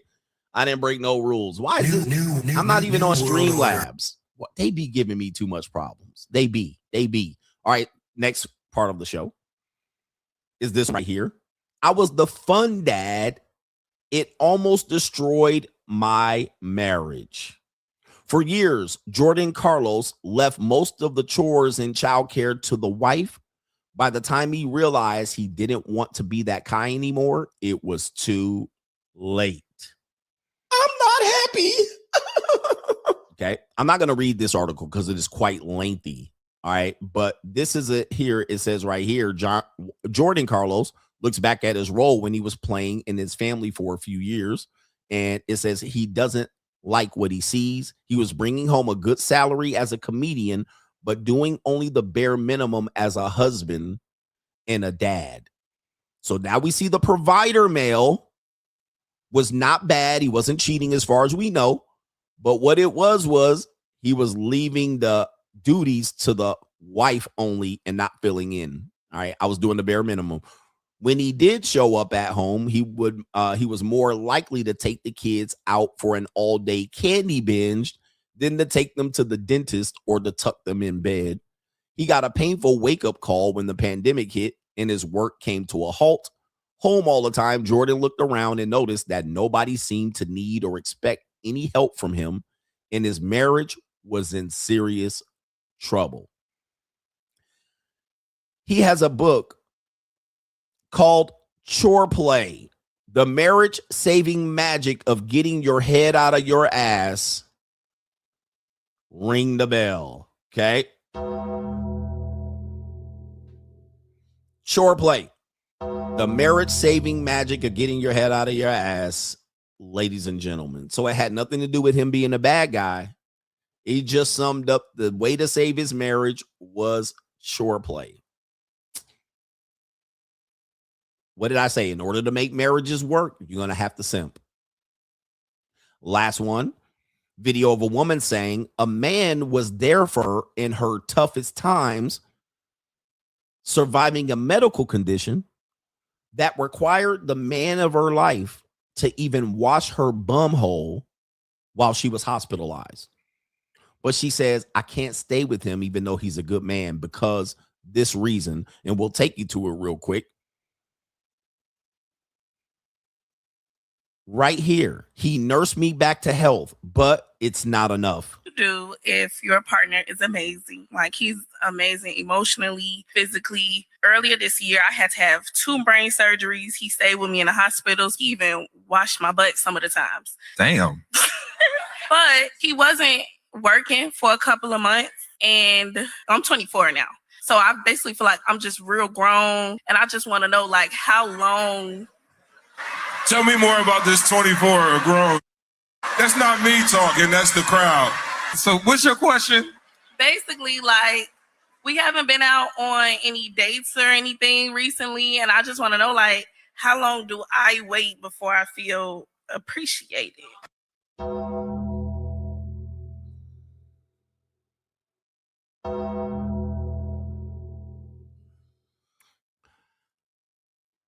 You can't win. Brothers, you can't win. You can't win. So I'm a provider male, but I'm failing in the house, sharing the chores, divorce. Okay, I won't be a provider male. I'll be 50-50, but I nurse you to health. I wipe your bung hole. I stay there with you. I nurse you back to health after 2 brain surgeries. But you don't take me out on dates and you don't spend on me and spoil me. You can't win. When I said this earlier, it don't matter what lane you pick. You could be a broke nigga and try to win out here, which is very far and far between, onesie twosies. You could be a supporter of 100% male. Trust me, at some particular point, she's going to feel like she's not getting what she's worth, and it ain't going to be worth it. You could be 50-50, and at some particular point, you're going to be 70-30, and then also you're going to be doing half of the chores. Where is it at? Where is it at? Where's the lot? How do you win? The thing is, it's the day-to-day contract. She wakes up on Sunday. Today, I feel like, boom. I feel. How do I feel appreciated? What? First, and not only that, she's fat. All right, come on, bro. Look at her. She filling up the screen. She don't recognize that she's overweight and not the best version of herself presenting to that man. And he's accepted her, even being a large elephant. I mean, even being this large. He's accepted her. He's taken that into consideration and said, I still like her. I still love her. But I don't feel appreciated. Again, every day you gotta like a kid. You get a silver star today. Today you get a gold star. I appreciate you. You gotta affirm her. Assure her. Say it.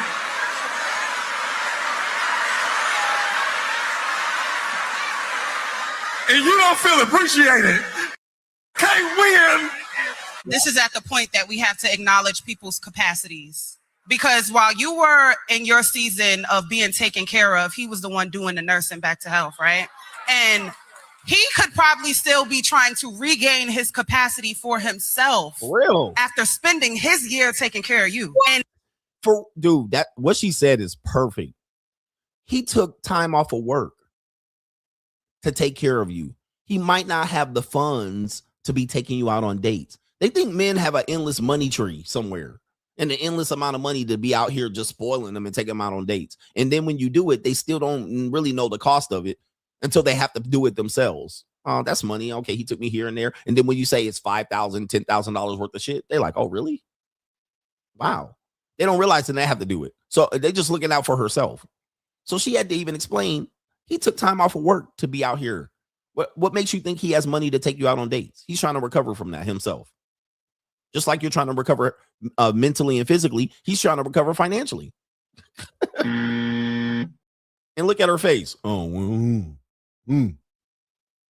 well, he should have money saved up. And as you've gotten able to be better and, oh, I feel better now, I want to go on dates, he's trying to process what he just went through. So instead of you saying, how do I get to the space of me feeling appreciated? What have you done to show appreciation to your man for just birthing you back to health? You said that you're 24 and you're grown, right? Oh, not this woman.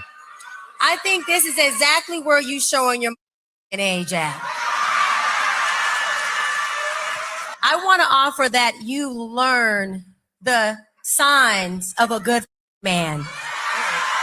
Because if you don't, you will become an of-age, mature woman that looks back at him and his wife and his family, and you say, I really done. All right. And she's speaking from experience because that's what position she's in right there.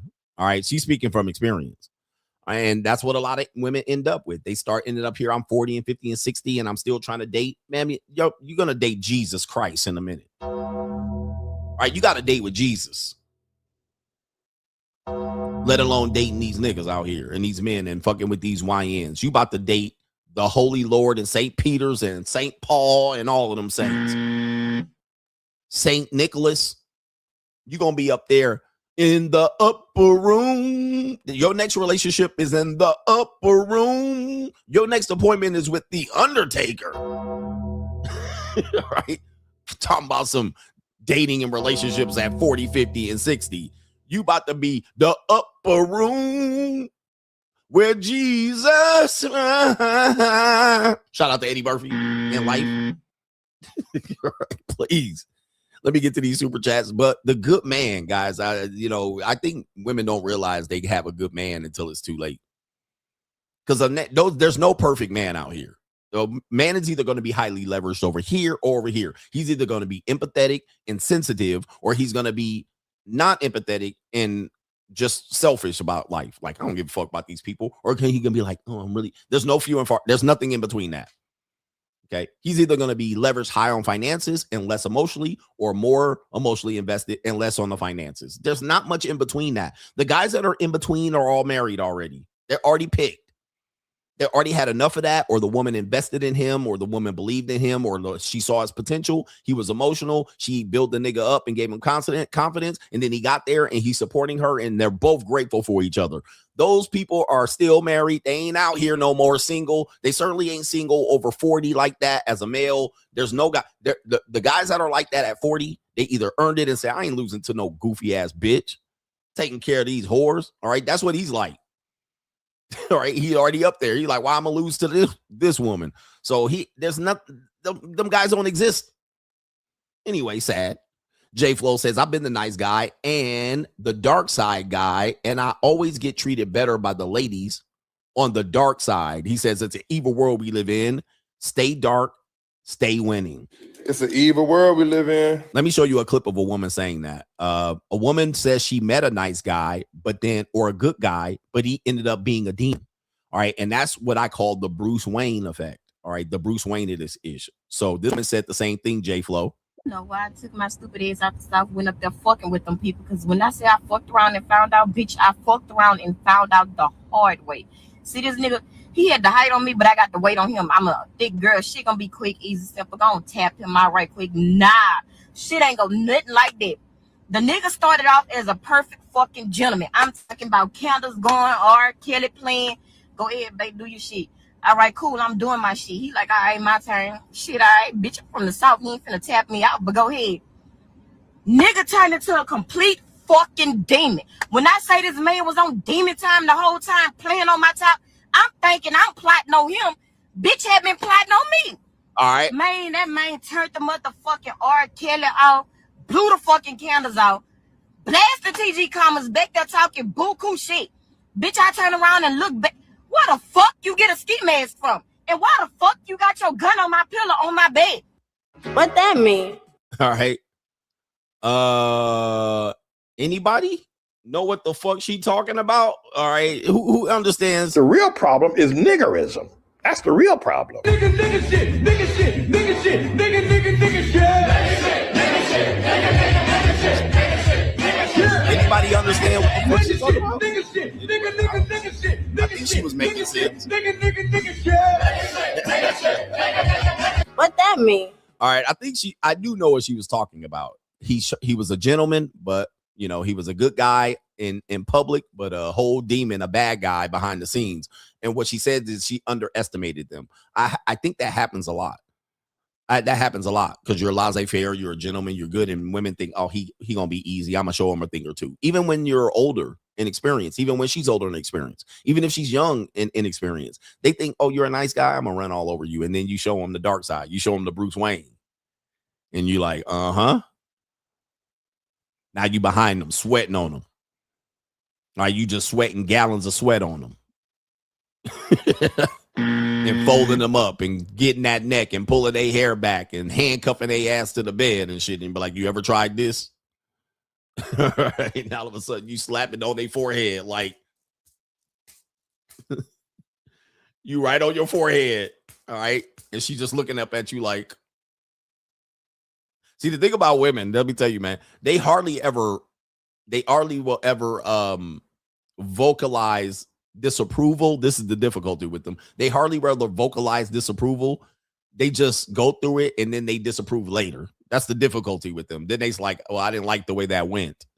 But now all of a sudden you finish on the top of her forehead like this. And she just looking up at you like.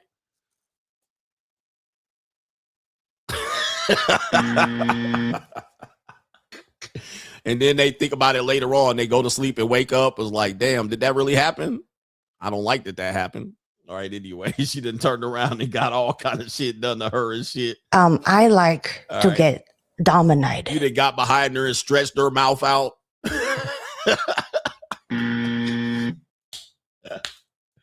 All right, and she like, what? You got her like this on the top of Stop. Women, they paralyzed, they panic, they don't know what to do, you know, fight or flight. They like, okay, maybe yeah, she's standing there.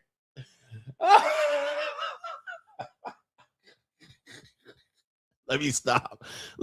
I've never done any of these things, by the way. Then they acting like, I didn't consent to that. No, bitch, you didn't say nothing then. You didn't say something. Say something. All right. Say something. Don't say nothing after that. After the fact, you didn't get what you wanted. I didn't give you a bag of chips to go home, and now all of a sudden you got mad. You got fish hooked and choked. Don't say nothing later. Vocalize it, man. Ain't you a mature adult? Don't y'all know what men want? Don't y'all know? Yeah, I don't want to raise a son, a child, or a grown ass adult. Say something. Say a safe word, bitch. Something. Green, red. Pause. Stop. All right, let me stop. All right. Anyway. Shout out to Tranisha, says mama got to have a life too. This whole space is about complaining. All women ain't ish and men are never the problem. That's like that man who complained women think our coochies are a diamond instead of admitting he's angry that the diamond isn't giving up easy access to him. All right. Tranisha be watching me mad as hell. Stop. Okay. This is a space highly watched by men, so it's gonna be from our point of view. Shut up. All right, be quiet. All right, what are we doing? All right, here we go right here. Shut up. Be quiet. Nobody said that. I said I was a dog. I was a mutt. I said I wasn't shit. I said I wasn't relationship material. Be quiet. Silence, you fool. Be quiet with that nonsense. All right, stop. Stop it. Shout out to our brother LT Jr. says, what's up, CGA? About the happy 1960s housewife, Betty Friedan wrote a book, Feminine Mystique, talking about the dissatisfaction of being a housewife. It was empty, unfulfilling, and related to depression. Her solution was encouraging women to break free. Careful, fellas. Yep. I mean, the housewife idea, it sounds good in the Great Depression. Right. But even in the Great Depression, if you take women overall in their world, the life that we've lived with women, the idea that women didn't work and raise kids is dumb on face value. Now, was there a time that was the case? Yes, there was a short time period where that was the case, and y'all keep referring back to it. But the idea that women didn't work is dumb. Just take African-American women, okay? Just take black women in general, all right? And you say over 400 years of American history, when did they not work? Yeah, there was times they didn't get paid, but when did black women not work? What time period was that, nigga? Now, when they did work, they probably raised the kid, and they probably raised somebody else's kid on top of that. So they probably had a daycare, or they probably raised all the women who did work's kids, or they probably raised was a maid and raised some spoiled white kid on motherfucking Gone with the Wind, or they was a mammy on the goddamn plantation letting white kids suck their titties. Like, when did black women not work and raise kids with the husband? Just historically, just think about it. They have always worked, always. So that's just the black women. All right, the white women, when did they not work? The only almost time that they didn't work when they were plantation mistresses. And most of the time they were plantation mistresses. Unfortunately, they were 15, 16, 17, 18, and 19. Okay, and 20 tops. All right, I'm catching the vapors. All right, she was a young wife to a guy that owned land, and he get to pick the first teenager right off the fucking crop when she was ready. And some guy, dad, she was a piece of property, and dad said, take her. She a virgin. I checked. Her hymen is intact, and she ain't been touched or fucked yet. And then he get to have this plantation mistress for the next 40 years. Yeah. All right. That's about the only time women didn't work. All other times they did at least a little bit of work. Something. They did something. All right, they was always doing something. Even in the caveman days, bitches was working. They had a kid on the back strapped, and they was gathering berries and shit and walking with pails of water on their head for 15 miles. They was doing something. Cooking, steaming something, steaming their yoni. They was always doing something. Making leaves and tying them up. They was doing some shit. So stop this idea that women didn't work and they were just sat at home and raised kids. It's almost historically inaccurate. Across the board, you could take 40,000, 50,000 years of human Homo sapien and Homo erectus history, and women have worked.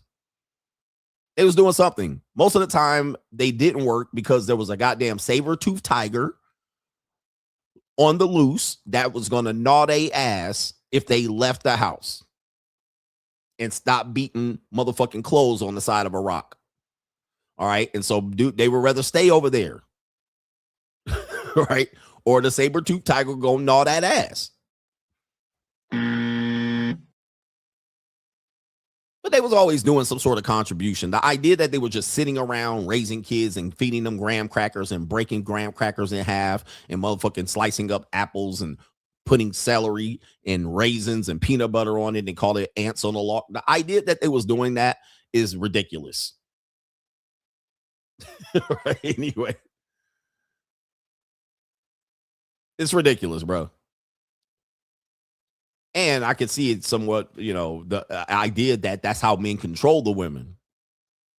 So anyway, shout out to Blue Bag. It says, never forget Tom Brady's wife was effing the kid's kung fu teacher and got impregnated by him. No one is safe. And Tom Brady was focusing on his career. And she said, you're not home enough. You better come home because I'm fucking the kung fu teacher. Tom Brady retired for 6 weeks, found out she was getting gutted by the kung fu teacher, didn't throw her under the bus.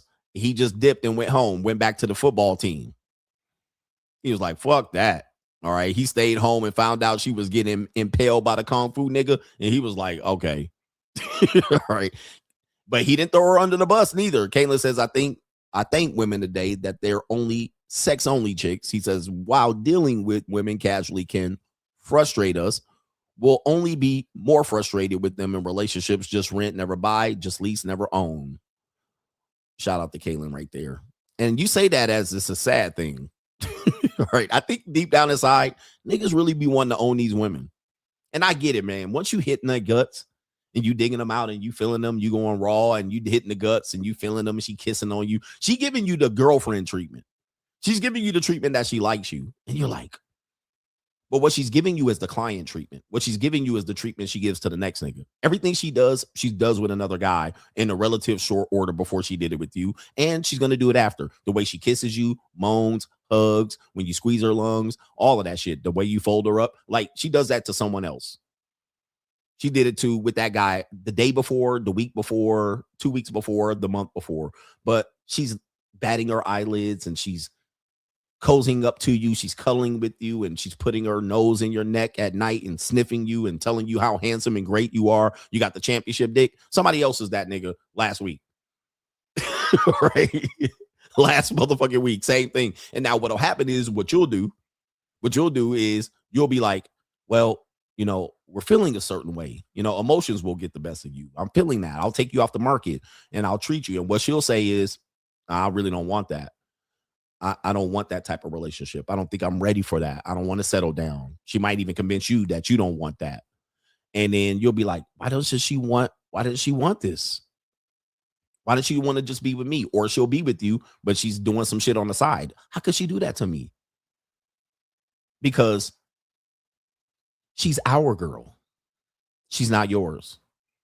She's ours. She's for us, not for you. Now, she might even just get into a relationship with your goof ass for a couple of weeks or months or a couple of years, but she's still ours. She belongs to us. It was just your turn.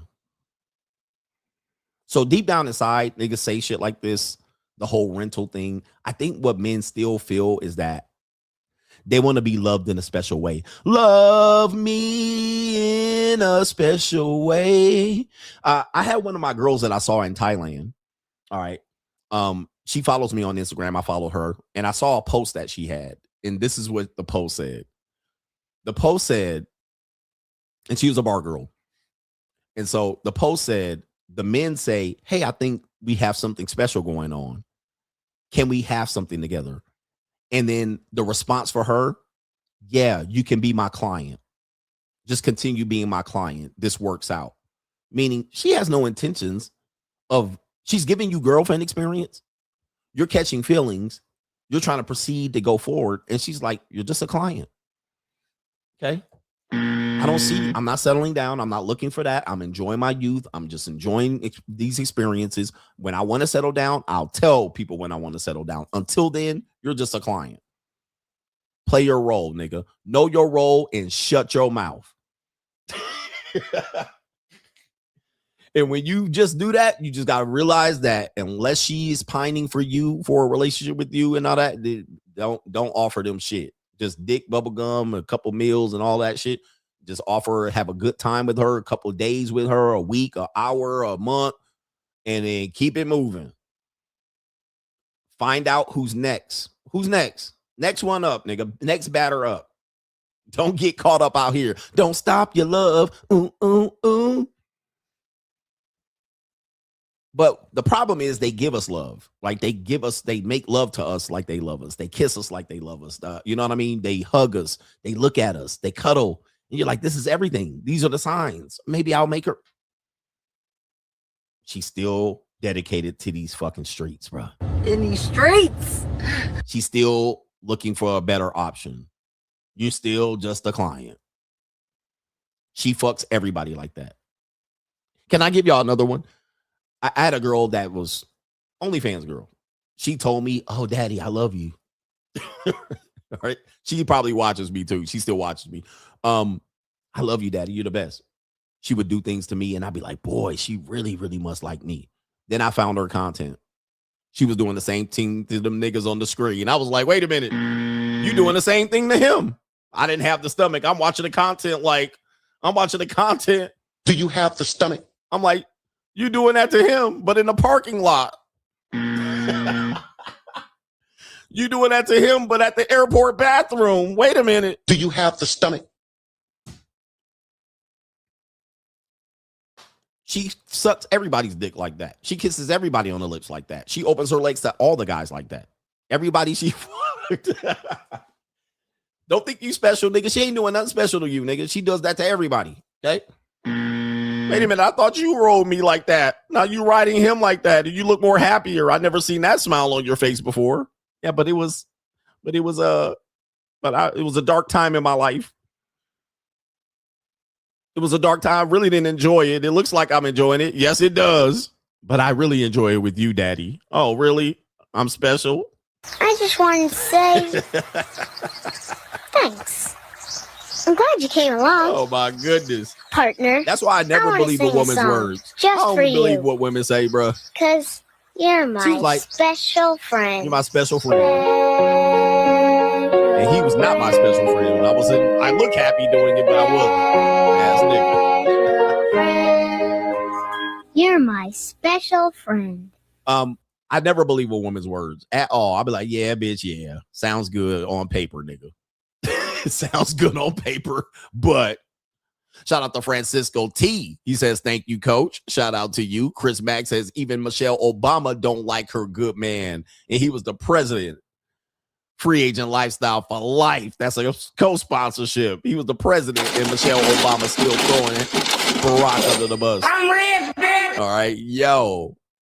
And until you figure this out, man, look, go get your own experience and figure this out, bro. But I don't know what to tell you guys. All right, life is interesting. Life is interesting. But since I've gone on the journey of the dark side, it has made things a lot easier. Joel P says XXs always talk about themselves as way above average, best case scenario, and about men like we are all bums. All right, that's the truth. Like, she's like, you're replaceable. In their world, they think we're replaceable until they come out here and say where all the good men at, or where the supporter males, or where the provider males, or where the masculine males. Okay, I thought we was all the same. I thought you could just go get one. I thought y'all had options. Shout out to Hustle Every Day says, when I was young, my pops told me and my brothers, if there's no milk, just replace it. I don't want to hear that shit. He says, around in here, gotta eat too. Not sure what that means, but I think when people micromanage, yeah, if you're on charge of getting the milk, bitch, go get the milk. All right, I ain't got no time to be out here micromanaging shit. I got shit to do. But anyway, shout out to y'all brothers. Look, I went overtime for y'all brothers. I got shit to do. I got something here that I need to attend to real quick. As you guys know, What kind of fuck you give me? right? And I gotta watch her because you don't keep your eyes on the bitch. You know what they gonna do. All right, they get bored and they feet start getting they feet get put to sleep. So you gotta keep a bitch busy. Anyway, shout out to the coach gang. Enjoy the rest of y'all day, and we'll be back for Friday. Peace.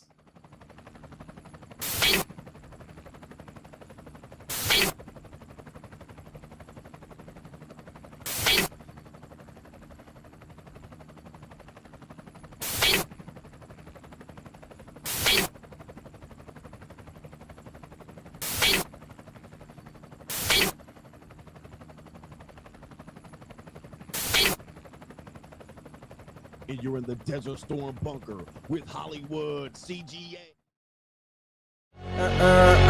Yeah. Legends ain't born, they built from the grind. From benches to banners, we sharpen the mind. We sharpen the sword and promise and swore that we going hard and leaving it all on the floor. Hey, yeah, we going hard and leaving it all on the floor. Hey, yeah, we going hard and leaving it all on the floor. Legends ain't born, they built from the grind. From benches to banners, we sharpen the mind. We sharpen the sword and promise and swore that we going hard and leaving it all on the floor.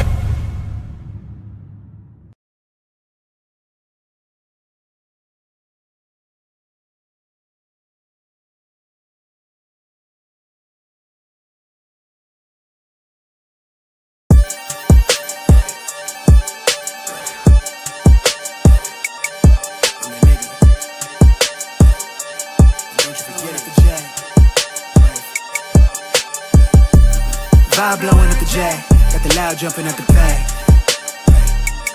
Everything I'm on slack.